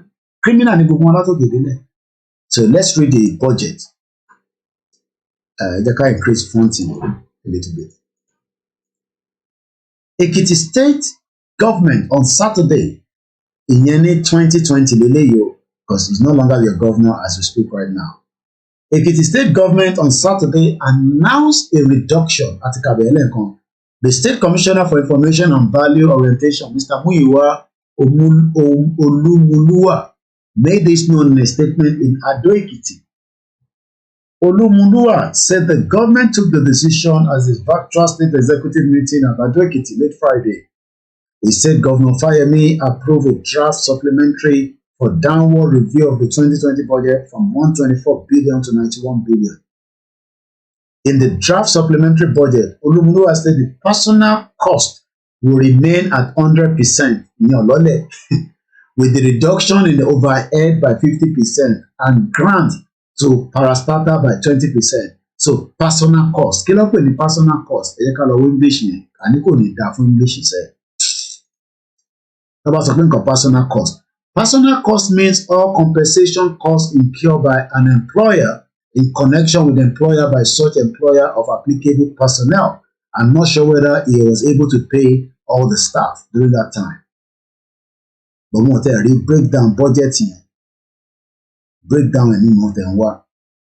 Their Kamari healthcare. The council also approved a memorandum of 2.5 billion credit facility for the medical sector in Ekiti to be accessed by the Central Bank of Nigeria Credit Support Intervention for Healthcare. So what is Baulu be like? So Mr. Michael Coker, Love Jane, welcome to the program. Fayoshe too is a cabin man on Oak Road cab office. Mo tell about Fayoshe now wa capture. Ti Fayemi ni mo mọ̀ pé ó confirm ẹ̀ fún mi pé wa cab. But mo mọ̀ aunty Fayoshe kan, you know, very woman ó good burúkú ma ó àti government don man gbéra wọn lọ́kọ̀tì. Very strong woman. Aunty ẹ̀ gangan ni o, criminal ni Fayoshe yẹn fúnra rẹ̀. Mo rò kó bá tí yẹn ṣe. Ọjà ọmọ ń jà ni. Ẹ̀yin ò dá ọmọ àwọn governors yìí mọ̀, they are criminals. Ẹ wo tí Fayemi fi sílẹ̀ fún Èkìtì. Wọ́n dẹ̀ ti gba budget lé lórí according to what we are reading here older. So what am I just trying to say is that the government also approved 281.9 million for the procurement of laboratory equipment for Ekiti State College of Agriculture and Technology, Isan Ekiti. Olumuluwa say, council also approved operation of independent power plant to reduce costs being incurred by the government by 276 million every year.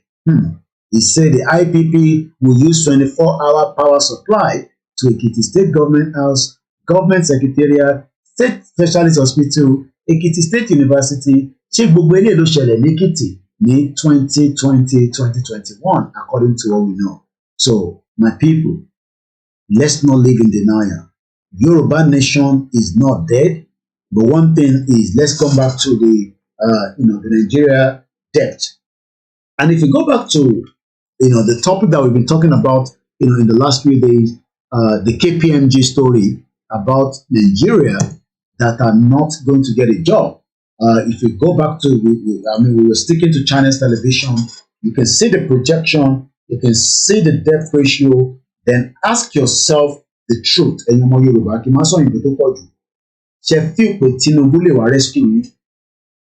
looking at these two projections, because it's all about the projection.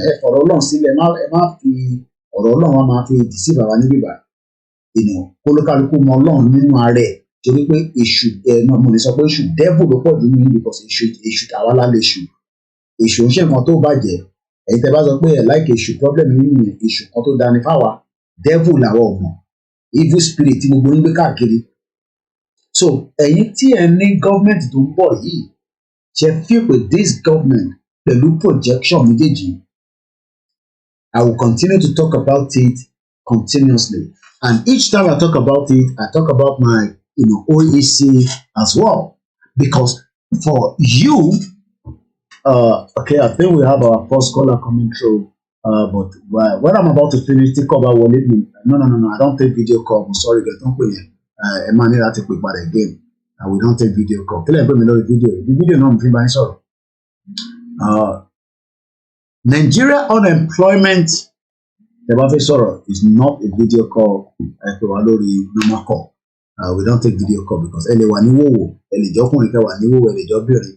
screenshot, so social media. I'm just joking. So Nigeria unemployment rate could likely change or doing. Be on change in the next year, I don't know.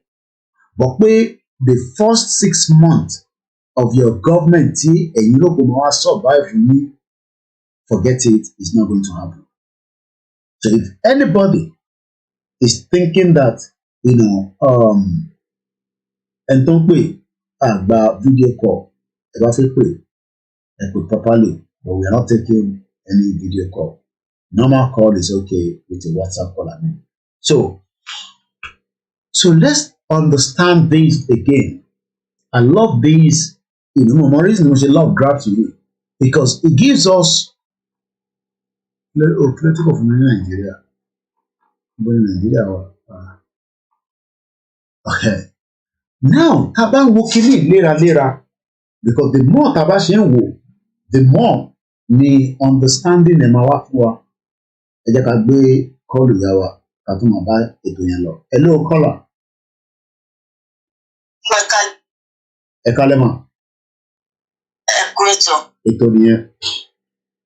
Ìbéèrè ti tèmi ni pé irú mo gbọ́ pé sọ pé oníkálukú ìlú ẹ̀ àbí sídìí àbí táwọn pé gbogbo ìsọ́sí kan bá níbẹ̀ ni wọ́n fi develop àwọn ìlú yẹn. Is okay, ẹ jẹ́ ká clear bẹ̀ yẹn. These are just not the complete facts. Based on interpretation. Okay, yeah, go ahead. Yeah. Ìbéèrè mi ni pé irú ìlú mi sìn òkúta ni wọ́n ń fọ́n bẹ̀. Okay. Wọ́n ti ń fọ́ òkúta yẹn tẹ̀ kó tó di pé wọ́n bí mi torí mo gbọ́njú bá ni pé wọ́n fọ́ òkúta bẹ́ẹ̀ wọ́n dẹ̀ ti fọ́ òkúta yẹn di ọ̀la. Okay.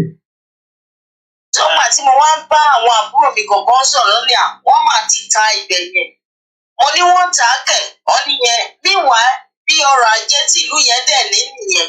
Tẹ bá dẹ̀ wo títí ìlú yẹn kódà jásí kòtò jásí gegele ní ọ̀nà tó wọnú ìlú yẹn kò sí kankan tí wọ́n fi ṣe bẹ̀. Wọ́n dẹ̀ fún òkúta ní ìlú yẹn wọ́n dẹ̀ ti tà á. Irú yẹn kí lèèyàn wá fẹ́ ṣe sí yẹn wà tó jẹ́ pé kí Yorùbá bá dúró. Okay, màá answer fún yín nísìnyí. Kódà màá answer. Ìbéèrè tó dá ní ìyàwó béèrè ẹ ṣe gan ni màá jẹ́ kẹ́ drop so that ẹ lè gbọ́ answer yẹn. Ẹ ṣe gan ni ìyàwó. A very beautiful question there. Let me first say gbogbo ohun tó ń ṣẹlẹ̀ ní Nàìjíríà nísìn láṣẹ lé lórí as it is right now. I'm talking about ibi tó ti ń fọ́kúta, ibi tí gold wà, ibi tó mi wá wà, ibi tí ilẹ̀ wá wà and so on and so forth. But ìjọ tí àwa àti Nàìjíríà tí relationship àwa àti Nàìjíríà bá ti wà dissolve, gbogbo ẹni ìlú tó ń ṣe operation lórí ilẹ̀ yẹn tí a pè ní geographical part tọ̀dọ̀ tiwa ẹ jẹ́ change map yẹn lẹ́yìn so that kí understanding yẹn lè jáde dáadáa. And I'm talking now just from my own expectation of how things will be. Ṣé rí gbogbo tí a jẹ́ ilẹ̀ Yorùbá yìí, Chinese ló wà níbẹ̀ ni, Africa kan ló wà níbẹ̀ ni, they would then have to do a new negotiation with us. Not the negotiation tó ní pẹ̀lú Nigeria. Wọ́n bá ní 100 years negotiation pẹ̀lú Nigeria, that becomes invalid automatically. Ẹ fún mi ní 1 minute, Mr. Ewa. Ẹ dẹ̀ mute background yẹn. It becomes invalid níjọ́ tí àwa àti relationship àwa àti Nigeria bá sí mọ́. But not until then, ní access láti sọ fún China tó wà ní Kogi tó ń fọ́ òkúta pé kó kúrò níbẹ̀. Because Nigerian government ló fún wọn síbẹ̀. But just as Britain ṣe kúrò ní EU, relationship yẹn ó ti cut out. Wọ́n máa review relationship yẹn. We might now say, okay, Nigeria fún yín 100 years, àwọn ò lè fún yín 100 years, à fún yín ní 50 years. But tax ẹ̀ máa san níbí báyìí tó bá wá tẹ́ yín lọ́rùn, ẹ jẹ́ ká ṣe kéde ká gbé fẹ́ lòmíì. And I believe that answered the question. It might be much better than that, but that will be the expectation. But we cannot do anything right now until we take the land. Tá bá ti gba lẹ́yìn padà, every relationship tá bá ní pẹ̀lú ìlú kọ̀ọ̀kan ó máa change because we're gonna start having what they call new diplomatic policy between countries to countries. Ẹ̀gbọ́n sókè, ẹ̀gbọ́n mi wà. Ẹ ṣe gbọ́ ẹlẹ́gbọ̀n ọ̀dọ̀ dúpẹ́ dúkẹ́ gbé jáde lé. Ètò yìí mo break it in 4 ways. Ìkan ẹ sọ lórí ipa Yorùbá ibi tá a ti ń bọ̀, which means history wa. The second one ẹ ti sọ pa province. Yeah. The third one ẹ ti sọ pa ti Fáyọ̀ṣe. Mo fẹ́ mú lábẹ́. Ṣẹ́rí tí history wa tẹ̀ sọ yẹn, ẹ láì ti bẹ̀ gan. Nígbà tí bàbá Akíntóyè sọ, wọ́n ní wọ́n wá òyìnbó tó sọ̀rọ̀ yẹn gan. Nígbà tó sọ̀rọ̀ yẹn gan, Ìjẹ̀bú ti wà ní 500 years old. Bọ̀ ẹ jẹ́ ká wá bira wa, Ìjẹ̀bú yẹn gbà yẹn, ṣé politician ló rúùlù wọn ni àbí ọba? Ọba ló rúùlù, kò ṣe politician. Ọba yìí, ọba ló rúùlù. Kẹ́rí ọba tí wọ́n sọ yẹn, ẹ jẹ́ fi example ọ̀yìn gan ṣe example. Kẹ́rí bàbá yìí, ó lè jẹ́ alágbára kan ní àsìkò gbà yẹn. Kò mí pé ọba, èèyàn tó ń fi ṣe ọba yẹn, ó ní agbára ju bàbá yín yẹn lọ. Bọ̀ pé kí ìlú tó ní gbogbo wọn sowọ́ pọ̀, oníkálukú gbé agbára ẹ̀ pọ̀, wọ́n wá yọ èèyàn kan fi ṣe ọba wọn. Ìbẹ̀rẹ̀ bí ọba ṣe bẹ̀rẹ̀ nìyẹn. Òyìnbó tó dẹ̀ dé, ẹ máa wo bọ́n ṣe bà wá jẹ́. Nígbà kó wá lọ, wọ́n kó wa lẹ́rú wọ́n lọ. Ṣé ní pé àwọn ọba tó bá ní lídà yẹn kò fi wọ́n sípò kankan mọ́? Ó yọ wọ́n kúrò, ó wá fi íméjì rẹ̀ fi ṣe ọmọ ọba yẹn. Ó wá fún politics. Kí dẹ̀ ní politics yẹn? Ìmí lọ ka ìwé òyìnbó. Ìmí jẹ́ ẹlẹ́sìn bíi Christian or Muslim. Àwọn ló wá dàrú. Ọba gangan ó yẹ kó jẹ́ leader. Democracy tó yẹ kó dálẹ̀ yẹn. Kó wá ní cabinet. Ẹ má ẹ̀ka lọ jìnnà púpọ̀. Tá a bá ní ká wo mo kí ìyàwó ayẹyẹ oge mo fẹ́ kí mo ti dọ́gbọ́n dá ìgbọ́n mi wà ìdúró kẹ́ ẹ lè rí bí ẹ ṣe important sórí platform wa. Tá a bá lọ wo ọbalẹ̀ UK wa níbí báyìí nísìnyí King Charles, God bless King la máa sọ níbí báyìí. Ṣé mọ̀ pé tó bá fọ́ọ̀mù gọ́fìmẹ̀ntì tó nísìn wọ́n gbọ́dọ̀ lọ gbàṣẹ lẹ́nu ẹ̀. Because òun ní ìbẹ̀rẹ̀ wọn. Bẹ́ẹ̀ni. Òun ní bàbá wọn. That is how it is meant to be in Yoruba land. Bó ṣe rí tẹ́lẹ̀ nìyẹn from my understanding kó tó di pé gbogbo ẹ̀ dàrú lọ́tún lọ́sẹ̀ ẹgbẹ́ òsókè. Wọ́n yọ wọ́n kúrò, wọ́n fi ara wọn sí olófà kò jẹ́ pé ká bá ní problem òyìnbó nǹkan fọ́rínà la máa ń láìpẹ́. Ìyẹn lọ bẹ́ẹ̀ mi fẹ́ go too much because of àsìkò. Mo ti lọ point yẹn. Ṣé nínú republic tẹ̀ sọ yìí? Bí èmi ṣe wà yìí, ọmọ Èkó náà bí mi sí. Because àìlà mo lè play Lagos bí. But mo máa ń play bí irú ọmọ òbí mi. Ìbẹ̀rẹ̀ ni wọ́n pè ní ìpètù ìjẹta. A máa ń sọ ìjẹ ìbàlẹ̀ wo, bọ̀ wọ́n gé wa mọ́ Ọ̀ṣun. Bí èmi ṣe wà, èmi tó papọ̀ ń gé mi mọ́ èjì. Again, gbogbo area yẹn because I think we have a program tí Bishop Adesina wa sọ̀rọ̀ lé lórí táwọn kan bẹ̀rẹ̀ sí pé ìnáwó ṣe sọ́yìn àwọn láìkẹ́ bẹ́ẹ̀. These again are so many of the problems tí a lè sọ pé the new era of olórí burúkú àwọn politician tó wá distort because wọ́n mọ̀ọ́mọ̀ ṣe yẹn láti fi mú nǹkan tó ń pè ní divide and rule wá láàárín wa. Of course. So gbogbo yẹn nísìnyí again has to be reviewed carefully so that everybody can be able to at least say they are well represented because kò sí bí a ṣe máa pé sọ pé káwá lọ pé yí ọ̀kan náà again is part of breaking tí àwọn especially àwọn military lórí àwọn wọ́n ṣe a lot of things don't break with our state yẹn also the different state and all that. Òyìnbó náà ló ṣe ṣe ọkọ̀ bí aṣọ military Nàìjíríà wọ̀ ni. Ṣẹ́rí kan tí wọ́n fàyọ lórí province wọ̀ ni pé a lè ṣe ní province a lè ṣe ní ìwé lè gbọ́ níbọn níbi kankan. Kókó bẹ̀ ni pé ẹ jẹ́ kí àwọn ọba wọ́n ní representative nínú decision wa. Because àwọn ní ìbẹ̀rẹ̀ ayé wa, àwọn ní òbí wa. Bàbá dẹ̀ sọ ọba ẹni fòrò ẹ̀gbọ́n mi yé dáadáa. Ṣẹ̀rí nígbà náà wọ́n pọ̀jù kí ilẹ̀ tó kẹ bá wo Lagos àbí Ìwó. Ọba tí wọ́n pè ní ọba ló wà Lagos mi lérò pé owó tó mẹ́rin ọ̀ márùn-ún. wọ́n pè ní ọba. Many of them balẹ̀ ni wọ́n. Pọ̀lísì wọ́n ti ń jọ ọba.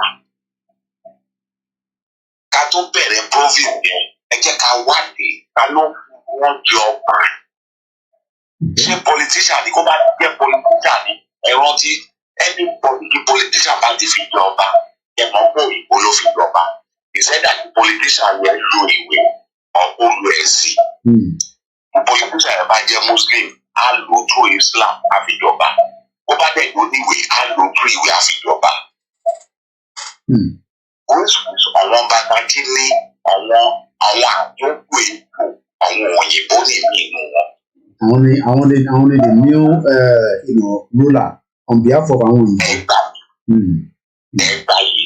Tẹ bá rántí pé a lo dynasty ní some few weeks back tí mo sọ pé àwọn tó jẹ́ the real dynasty yẹn gangan wọ́n ti tì wọ́n wọgbó because àwọn the new era àwọn tó ń jọba yìí kan tá bá ní ká wá wọn lọ délẹ̀ ní kúlẹ̀kúlẹ̀ they are not the real dynasty of that stool. Ẹ jẹ́ fún ilé example ìlú kan ẹ wo Ẹdẹ ní Ọ̀ṣun. Ẹdẹ ti kú orúkọ ìdí báyìí ó ti tàn gan. Ọ̀bálẹ̀ wọ́n tẹ́lẹ̀. Ọba náà ń jẹ́ sí ta ló dé láti ọba yẹn. And the reason is wọ́n dé wọn ládé láti fi fún wọn ní a kind of a superior power which the politicians are doing. Ẹ̀gbọ́n èèyàn tó dé ládé yẹn ọba tó dé ládé yẹn ló yẹ ká gbé ọba yẹn ló yẹ ká gbé ní tán ọba ẹgbẹ́ yẹn. Ó yẹ yín. And these are the challenges that we are and these are the challenges that is holding the Yoruba nation back because we have this set of people that are kind of àwọn ni wọ́n dàbí wà fẹ́ pé wọ́n ń darí wa wọ́n hold wa padà sẹ́yìn ni because wọ́n mọ̀ péjọ tí àtúntò bá wà things will fall in place automatically and they are not ready to do so. Mo kí bàbá ọlá ṣé o. Ṣé bàbá ṣe bẹ́ẹ̀ ẹ̀kọ́ mi pé à ń produce education. Ẹ̀wọ̀ example yẹn ẹ̀wọ̀ ọba Elégùṣì. Nígbà tó yìnbó dé ṣé ọba náà ń jẹ́ bẹ́ẹ̀. Ta ló wà ní dáadáa. Ta ló wà ní dáadáa. Lẹ́yìn wọn ò ní ọba. Èèyàn tó fún yín ní ọba yẹn tó fún yín ní àṣẹ yẹn olólórí yín. Olóbí yín. Abẹ́ ló yẹ kẹ́ wà. Kò yẹ kẹ́ máa bá tákà.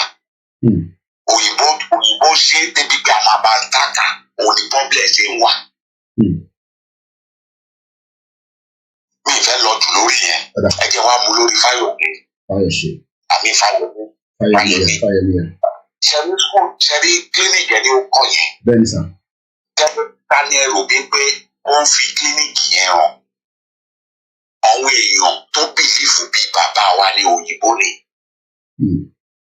Báwọn òyìnbó bá wá sí á gbé wọn lọ́bẹ̀. And this is our health center. We have this thing. Because àwọn lórí bíi bàbá wa. Whereas kó bá jẹ́ ọba ìlú yẹn ni. Kó bá jẹ́ ọba ìlú yẹn la gbé adé fún. Ọba yẹn máa kí fún pé ilé ìkọ́ ló yẹ kó ṣe síbi. Because Awólọ́wọ̀ ṣètò eléyìí lọ. Oyè yín. Àgbọ́yé. Education wa. One of our problem. Tàbá ti ní education, a máa ń ní ìgbéraga. Tàbá dẹ̀ ti ní religion, tàti wà nínú religion báyìí, a máa ń ní ìgbéraga. Òní problem wa. Education tí Fáyọ̀ṣe ní Fáyẹmí, nǹkan tó ń believe. Ó yẹ kó òun lè ṣe ló ṣe. Ta ló lè kó ẹ̀ṣọ́ ẹ̀? Bọ̀ èèyàn tó lè kó ẹ̀ṣọ́ ẹ̀ ó yẹ kó wà ó ní àwọn ọba wa. Because ọba bá kó ẹ̀ṣọ́ ẹ̀ ọba ó ṣe individual. Ìlú nìyẹn. Ìlú ló kó ẹ̀ṣọ́ ẹ̀ bọ̀ wọ́n gbé àwọn ọba yẹn sí ipò wọ́n ti lè sọ ọ̀rọ̀ yẹn. ní problem wà. Kẹ́rí gbogbo ilé tá à ń ṣe anybody tó bá ní ẹ̀ kó bá kàwé kó wà professor kó jẹ́ engineer kó jẹ́ doctor kó jẹ́ anything kọ́kọ́ gbé sẹ́gbẹ̀ẹ́ náà ẹ̀yà ẹ̀ tí ò bá ní ẹ̀yà ò lè ní education ẹ̀yà ẹ̀ ló kọ́kọ́ wà náà before kó tó ní education kọ́kọ́ bìrẹ̀ ẹ̀yà mi dá ẹ̀yà mi dá who are my people. Ṣẹ́ríkà bá gba Yorùbá ní sọ àwọn ẹlòmíì dẹ̀ ń sọ wọ́n ní àti ní Sunday Benin Republic mo fẹ́ kọ̀rẹ́tì wọn bí kọ̀ọ̀kan bẹ̀yẹ wọ́n gbàgbé ni pé Sunday Ìgbòho ò jà fún Ìgbòho Sunday ò jà fún Èkìtì Sunday ò jà fún Ìjẹ̀bú Sunday ò jà fún Ẹ̀gbẹ́ Sunday ò jà fún Ìlà Ọ̀rọ̀ Sunday ń jà fún Yorùbá Oòduà Yorùbá tọ̀ ní Benin Republic o ẹ má gbàgbé kí Sunday bá wà níbẹ̀ yẹn ó ń jà fún Yorùbá náà bẹ́ẹ̀ náà ni mo máa ń sọ fún àwọn èèyàn kan àpótí ní Sunday kí Sunday bá wà ní Brazil ó ń jà fún Yorùbá bẹ́ẹ̀ ni ẹ̀yin bẹ́ẹ̀ ń pè ní Sunday Benin yẹn ni ẹ̀bìrà yín kalẹ̀ yín jà fún. Sunday máa pọ̀ lọ ẹ̀gbọ́n mi mo fẹ́ bẹ̀rẹ̀ fẹ́ yín gan fún ara yín mọ ipò ara mi o mídíà ní ẹ ti wọ establish ọ̀hún èèyàn wa máa bá yín ni wọ́n máa gbé ọlá wa wọ́n máa gbé òkú wa ni ẹ ti sọ̀rọ̀ ń pa àwọn Ìgbò ẹ ti sọ̀rọ̀ ń pa Yorùbá dáadáa ẹ dúró bí oníkálukú wọn máa wá bá yín nísìnyí ẹ gbà bẹ́ẹ̀ wò. Thank you so much. That's our regular Egbomiwa. In the UK, iṣẹ́ takuntakun ni wọ́n ṣe níbí. We have half an hour left, and we will also continue to take calls. Hello, caller. Ẹ káalẹ́ bàbá Timi. Ẹ káàbọ̀. Ẹ̀yà mi jẹ́ wà tá à ń pè pẹ̀lú fídíò call. Kẹ́ má dẹ̀ pé ẹ lè wà naked, àbí? Ẹgbẹ́ òsókè. Ìṣẹ́ lọ́rọ̀ tí wọ́n tọ́ ẹ bá rántí ẹ rántí pé ìpínlẹ̀ òbí ṣe rẹ́pọ̀tù kan tó dárúkọ àwọn ìlú kọ̀ọ̀kan tó sọ pé ìlú kì í wà láì ní olórí tó bá ṣe ń dárúkọ àwọn ìlú yẹn á dárúkọ ọba tó rúùlù tó jẹ́ olórí ìlú yẹn ló fi kọ orin Adéyẹmí Aláàfin wọn máa dárúkọ ìlú yẹn pọ̀ so wọ́n change gbogbo kíní yẹn ni àwọn olóṣèlú àwọn politicians wa. Then Cherry, tẹ́lá wo gbogbo nǹkan tẹ́ gbé sójú screen sìn ó kọ the Yoruba people the history of Yoruba people. Cherry history yẹn the world history yẹn ó dàbí password ó dàbí code ó dàbí formula tẹ́ bá ń ṣe mathematics tẹ́ fẹ́ arrive sí answer formula tẹ́ máa lò. History yẹn gangan ni problem wọn. Ṣẹ́ra àwọn pípù yìí wọ́n wicked gan wọ́n tẹ̀ ti máa ń ṣe iṣẹ́ wọn sílẹ̀ tipẹ́ wọ́n ti rí bàbá Professor Akintoye ṣe pé historian ni wọ́n.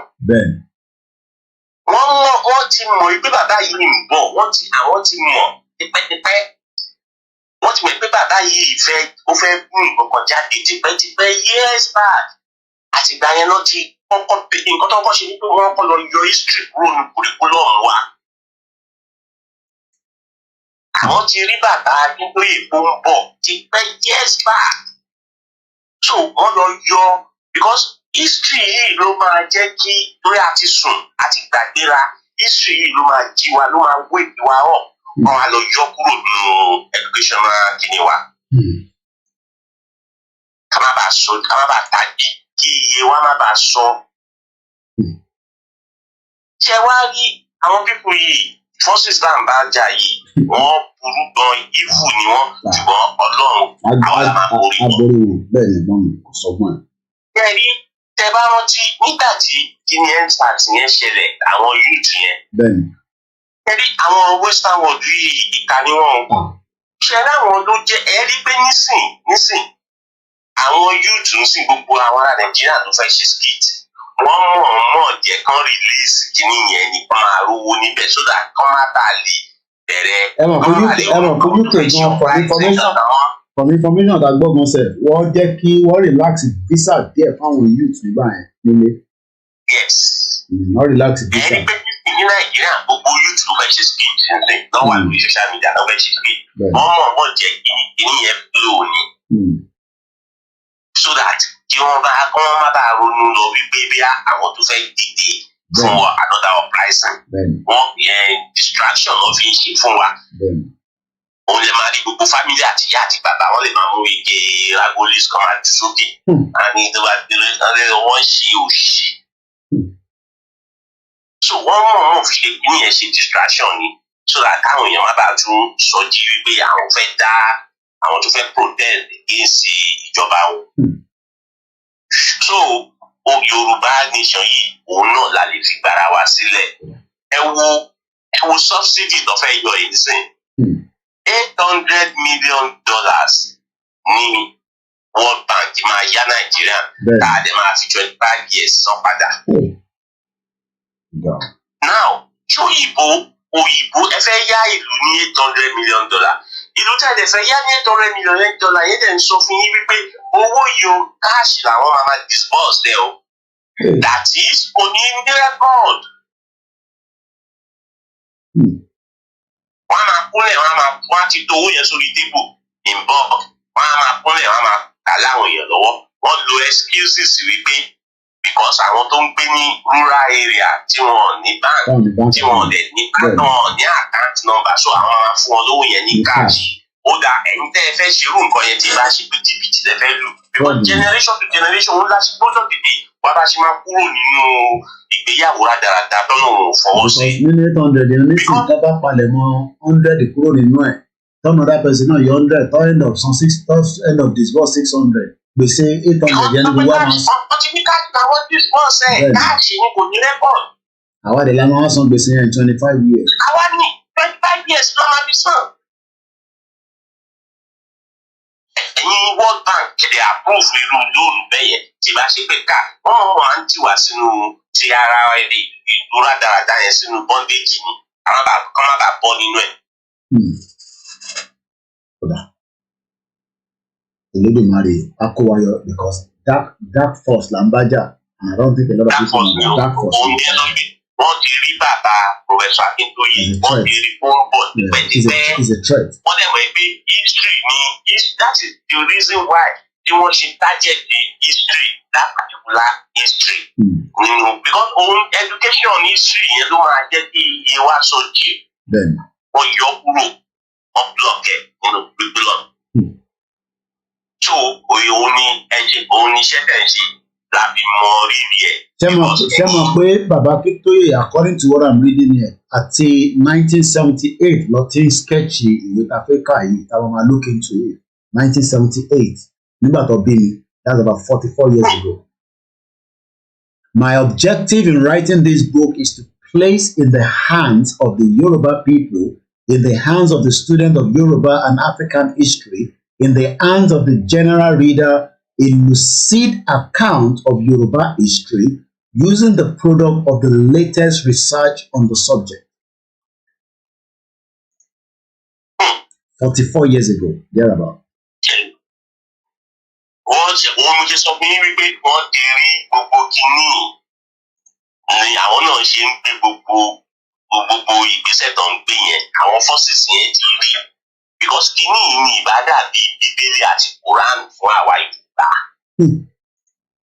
Òun ló máa dàbí manual ẹ̀ pé bá ra oògùn sìn ẹ láti ka manual ẹ̀ ló máa sọ bí ẹ ṣe máa lò dosage tẹ máa lò and which is exactly what Quran and Bible is. So ìwé ni ìbádà bíi Bíbélì àti Quran àwa Yorùbá tá a máa fi sọjí wọ́n ti rí ahẹ́.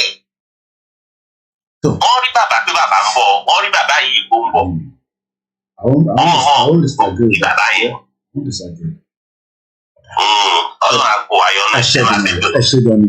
Mo kí àwọn callers wa, mo kí lẹ́ẹ̀kan sí ìyàwó Ayẹyẹ Oge, mo kí ìyàwó Crown Nikki, Muki, Babawa, Ola, Wani, Moki, our Temi, Olapo, Chesty Baby, very beautiful name there, and those of you that have joined us tonight. I'm just going to read a prefix of the book. Like I said, I will start dedicating my time, so that we will catch up as quickly as possible. Like I said, we could do 2 hours on the straight, and we will just read the book, and that way, Ali cut 2 hours.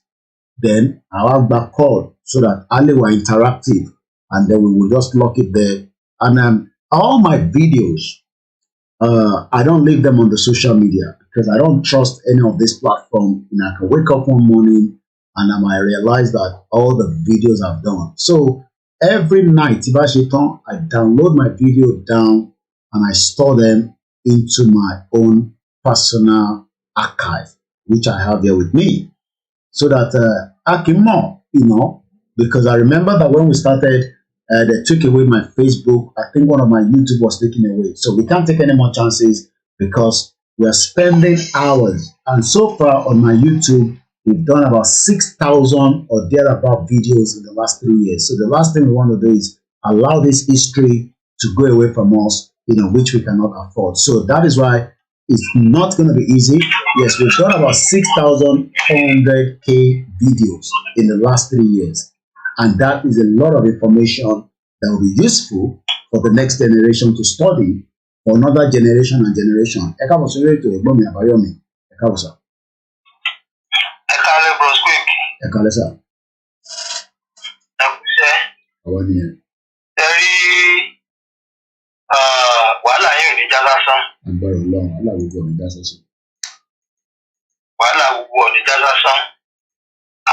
gbogbo tó máa jẹ́ ìṣúra fọ́kàn wa Ọlọ́run àwọn wá sí ìmúṣẹ. But ṣe rí faith tèmi àti tí mo believe àti explore all possible means. Tẹ́ bá dẹ̀ wo gbogbo àwọn ibi tá a sọ pé ó ti pé sẹ́yìn yẹn ẹ mọ̀ àwọn náà ti pass through gbogbo stages tí tá a pass through lọ́wọ́lọ́wọ́ yìí. But nǹkan kan táwọn èèyàn kan tí wọn kì í fẹ́ gbọ́ tí ò lè ṣe kó má ṣẹlẹ̀ gbogbo nǹkan kan ní sùúrù máa ń yanjú. Wọ́n á sọ fáwọn kan bí báyìí sùúrù máa ń yanjú nǹkan o, but àwọn nǹkan kan wà tí sùúrù ò lè yanjú tó jẹ́ pé gbàgbó ló máa ń yanjú ẹ̀. Tó máa yanjú ẹ̀ nìyẹn because gbogbo ń tá ń sọ yìí tẹ́ bá wo situation Nàìjíríà yẹn ó ti sọ wà clearly jù pé àwọn ẹ̀yà kan wà more favour ju àwọn ẹ̀yà tó kù lọ kò dẹ̀ kí n ṣe ní ẹ̀ ló ti rí bẹ́ẹ̀. Mo ti gbọ́ so many documentaries. There was a man, baba I was one of the first set of trained pilots at the Nigerian Defence Academy. The man, as at that time, he documentary, the man was 88 years. The time when also everybody from southern part of Nigeria, Igbo pẹ̀lú Yoruba, wọ́n kàn discharge everybody to come out. I want to get the best students láàrin wọn nígbà yẹn. So kí ni yóò ṣẹ̀ṣẹ̀ ṣẹlẹ̀ náà? Kò ṣẹ̀ṣẹ̀ ṣẹlẹ̀ in a very long time. And tí o bá ti rí bẹ́ẹ̀ yẹn tó máa ń tẹ̀ tó lè scare àwọn western world náà ní pé àwọn western world yẹn lágbára o bí o ní school jẹ́ o. Ọ̀dí tó lè scare àwọn jù ní pé kíkiri yẹn tó bá dé gbà ó ẹ̀wọ̀n tó ṣẹlẹ̀ ní Sudan lẹ́nu jẹ́ta sí. Ẹ̀gbọ́n bí kíní ẹ̀kọ́ lè dédé ṣẹlẹ̀. Ẹ rí pé àwọn fọ́tìsì yẹn irin yẹn kan irin tó jẹ́ pé irin méjèèjì ló tẹ̀. Irin yẹn gán sì ń gbóná gán sì ń gán tí ò ní tẹ̀ gan dáadáa. Ẹ mọ̀ pé former president àti deputy yẹn ni wọ́n ní ìṣù àwọn méjèèjì ò gbà fúnra. Àwọn méjèèjì lọ́gbọ́n bára àwọn méjì lọ́gbọ́n bára wọn jà.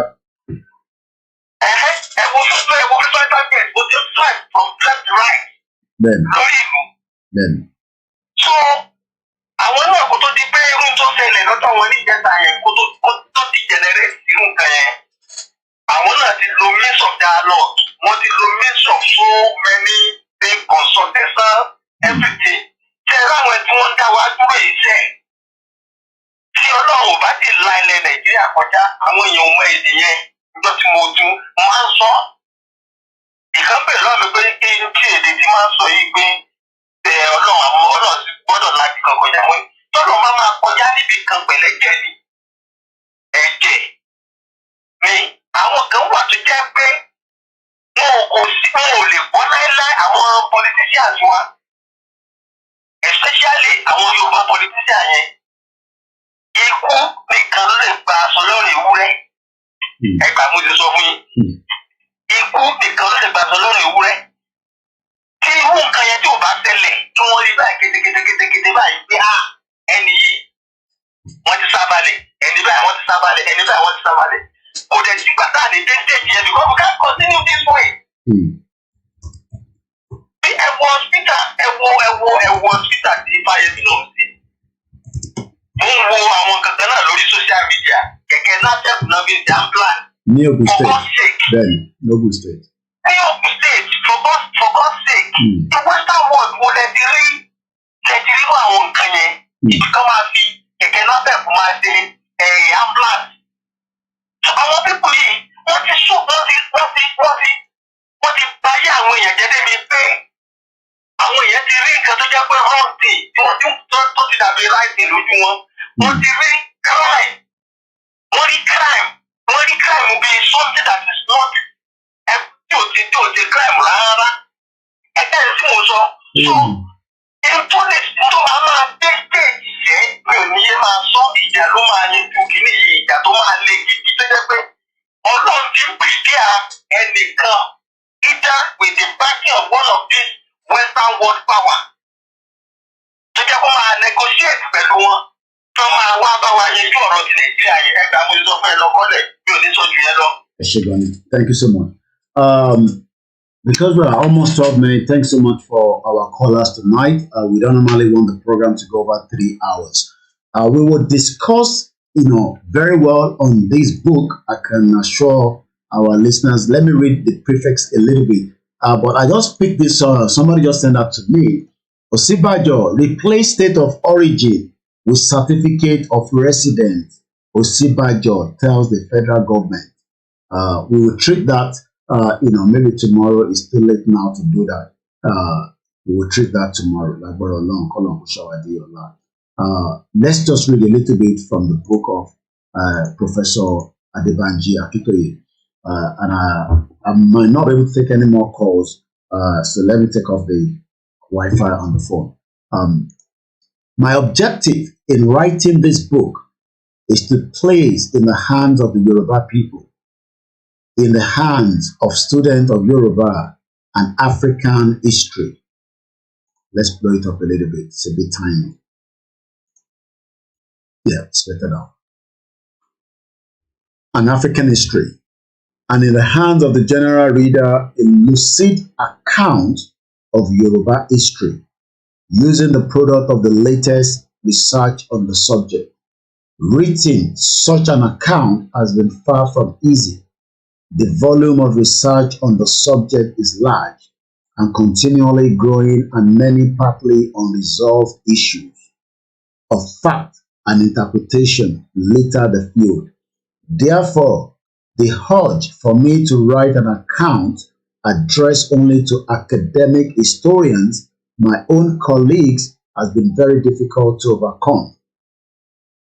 I can only hope that I have overcome it to some extent by among other things, trimming down on the more difficult controversies as well as the complex cross-referencing and footnoting that might distract the general reader, and that the volume that has hereby resulted goes a long way to fulfill my objective.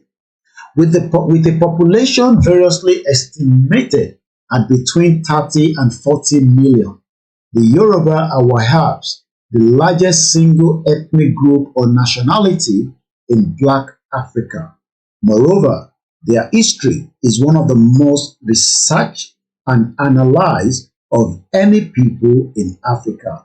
For this latter fact, there are various reasons, of which one is the traditional structure and the consequent historical consciousness of the Yoruba society.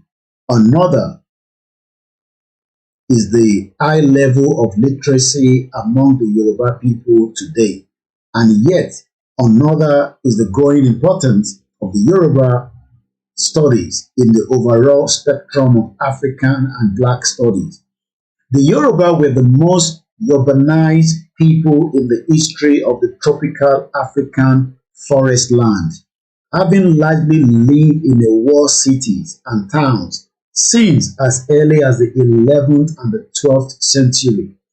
In those towns and cities, there evolved a sophisticated monarchy system of government whose governing elite established detailed institution and process for preserving society history and passing it on. A circumstances that has both encouraged and facilitated the study of Yoruba history in our times.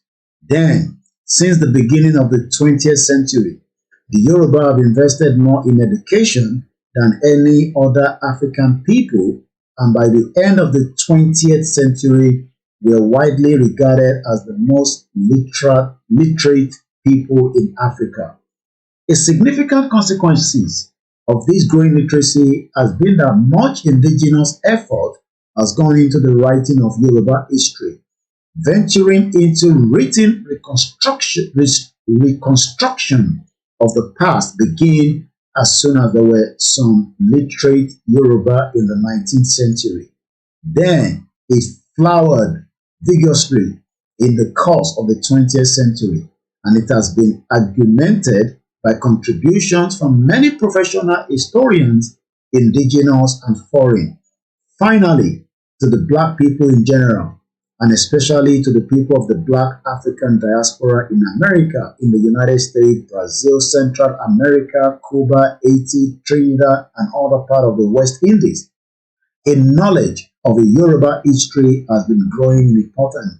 This is not merely because of the size of the Yoruba population, but also because of the high level of civilization attained by the Yoruba people in the past. The growing knowledge of Yoruba contribution to Black cultures in the New World, the continued dynamics of Yoruba civilization in the modern times, all of which have attracted increasing interest into Yoruba research. The present book is an attempt by students, teachers of Yoruba and African history to synthesize for popular education the data that has become available to us on Yoruba history at the beginning of the 21st century. It is a product of my lifelong participation in the development of the Yoruba and African history studies in universities in Africa and United States. I offer it in the humble hope that it will contribute something to the growing knowledge of Yoruba history, in particular the history of Africa and the Black people in general, that it will provoke further interest in Yoruba and African history, and above all, it will increase the Yoruba people love of romance with their impressive and fascinating heritage. Because most of the Yoruba people have lived in the modern country of Nigeria since the beginning of the European imperialist rule over Africa in the early 20th century, there now exists a tendency to write of the Yoruba as if they're entirely a Nigerian people.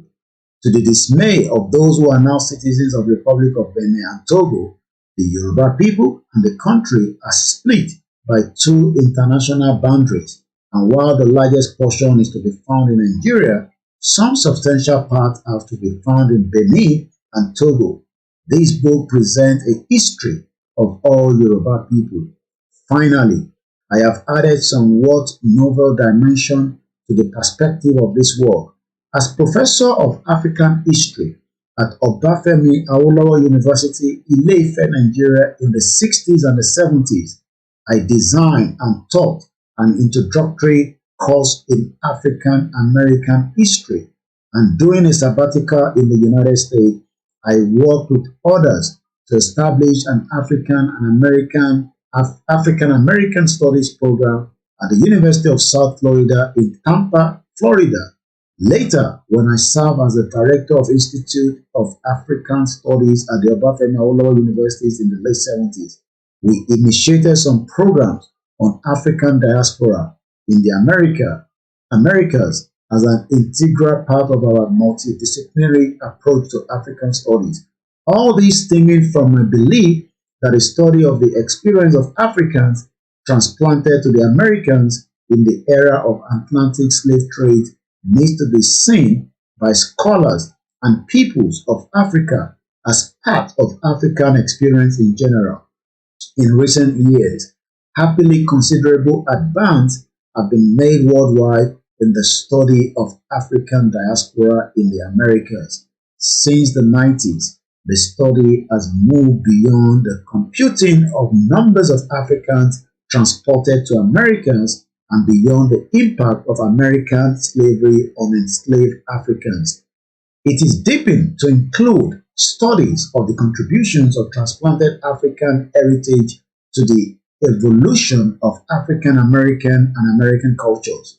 In the context of this deeper approach, much light has been thrown on the contribution of the Yoruba heritage, in particular to the development of cultures of the African diaspora in Americas. People of Yoruba descent and the heritage of Yoruba civilization constitute a very significant component of African American cultures in most parts of the Americas. Therefore, I have ventured to include a short chapter on the history of the Yoruba diaspora in America in this book to highlight the unavoidable continuity between the history of Africa and the history of African diaspora, in the hope that the Yoruba people in the West African homeland will become more actively interested in the history of their people across the Atlantic, and in the hope that the Black people in Americas will become more proactive in searching and proudly interacting with the African root heritage. December 2008. So we're going to be taking more of this book in the due course, but tonight, this is how far we can go. I'm going to share the link of the koikimedia for those of you that might want to go and download it and keep it as an archive. Download it, save it, system. All this is part of what we can continue to educate, especially the younger generation that wants to die for Nigeria. Nigeria is not worth dying for. My name is OLAMILEKAN. Mo kí gbogbo alẹ́ nǹkan sí ní gbogbo ibikíbi tí ẹ ti darapọ̀ mọ́ wa. Mo kí ìyá wa Fọláṣadé Òjó, Ọmọbọ́lájí Abdullahi, mo kí ọ̀yá wa Ọlájírè Kókà, mo kí ẹ jẹ́ n sáré share the WhatsApp link and see the platform, the Mixlr, and then we start winding down. It is now coming up to just 1 minute before midnight. As we say here, thank you so much. As we always say, may Nigeria never happen to any one of us. But one thing also, if you still believe in Nigeria, I hope Nigeria will not come to you. Nigeria is not working. There's a lot of problem in Nigeria. This problem is man-made. We can also resolve them as man-made. Nobody wants a war to break in Nigeria. But with things as it is, with a lot of different fractions, different conflict, different people asking for different things, eventually, if we do not end Nigeria, Nigeria might end up ending us. And it is either we end Nigeria peacefully or it will go boom. And that is something that is unavoidable. I don't know when and how all this is going to play out. But one thing I can tell you is, if you're looking for a job in 2023, forget it. You will not get that job in Nigeria today. That's number one. And I guess this is this is what I'm looking for. Let's get the link up and running. And send a sound to her. But over on Facebook as well, so MixLR. That is it there. I hope you can be able to connect with that. Like I said, you will just be there in that chat group. Nobody can post anything there. It's just for our own to communicate with you. Nothing more than that. And that is all about it tonight. Okay, we can see Odu Agbewa Onigbe Odale. Ó bá jẹ́ mi náà ni ọ̀dàlẹ̀ nínú iṣẹ́ tá gbé dání. Gbogbo tó jẹ́ ọ̀dàlẹ̀ bá ń rí tí wọ́n bá rò lọ́kàn ẹ̀ kó bá mi kó bá gbogbo àwọn tó yí mi ká. Ó tí bá dẹ̀ kí n ṣe ọ̀dàlẹ̀. I care less about anything that you say. I care less about whatever you're planning to do, whether it's good, evil, or bad. And one thing is, like I always say, in 3 years, I've never dreamt of anything. I sleep without worrying myself too much. Again, for those that say, Yoruba nation, like I said, pray for Tinubu first. His health is not very good. Pray for him first, okay? So that by the time you start the government, I'm sure after 6 months, a lot of you will start complaining because the workload, the problem in Nigeria is far beyond his head to carry. He just wants to be there and that's all. Nothing more than that. But individual, you will continue to suffer until you will come back and start asking, anything that's a put is not compulsory. You can wind down, but I want no sewer.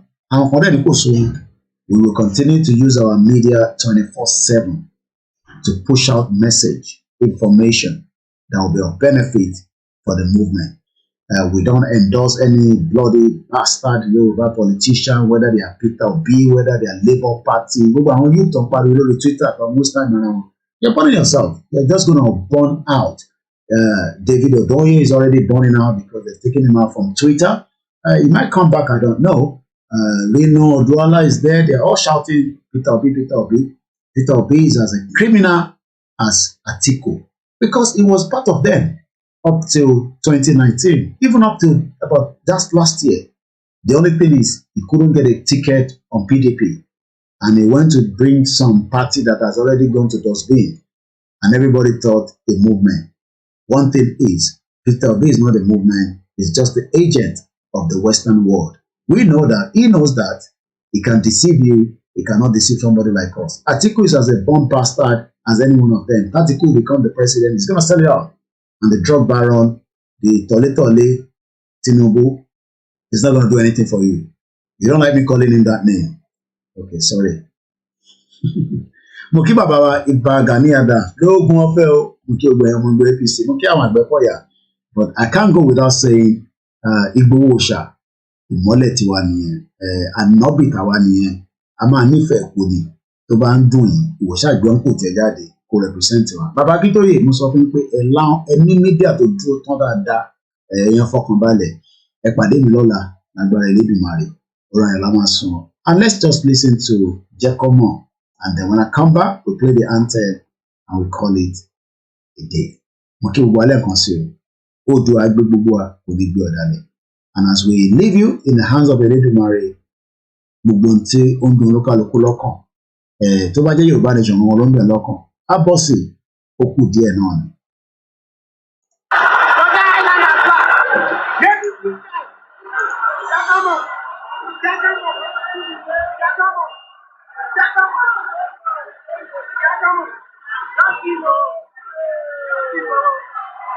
But òun náà tí wàá kàn tí o. Okay, then on Instagram and the rest of the platform.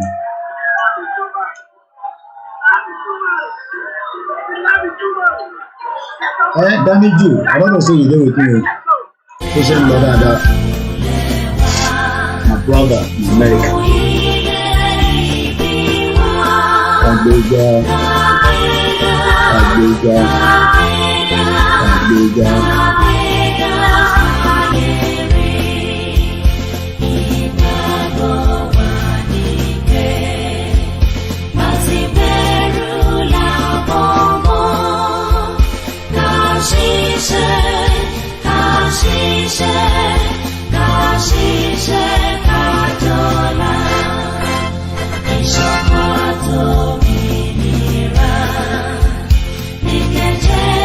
Come on,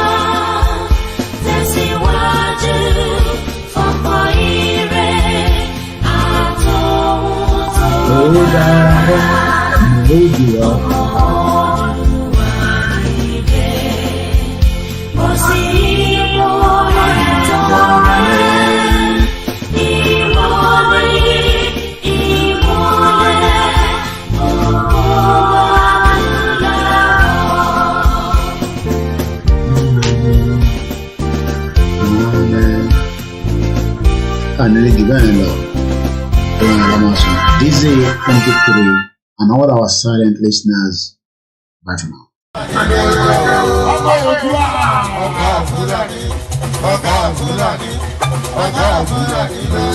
Yorùbá nation yìí ti gbogbo wa ni kó má gbọ́dọ̀ bàjẹ́ torí kò sílùú mìíràn.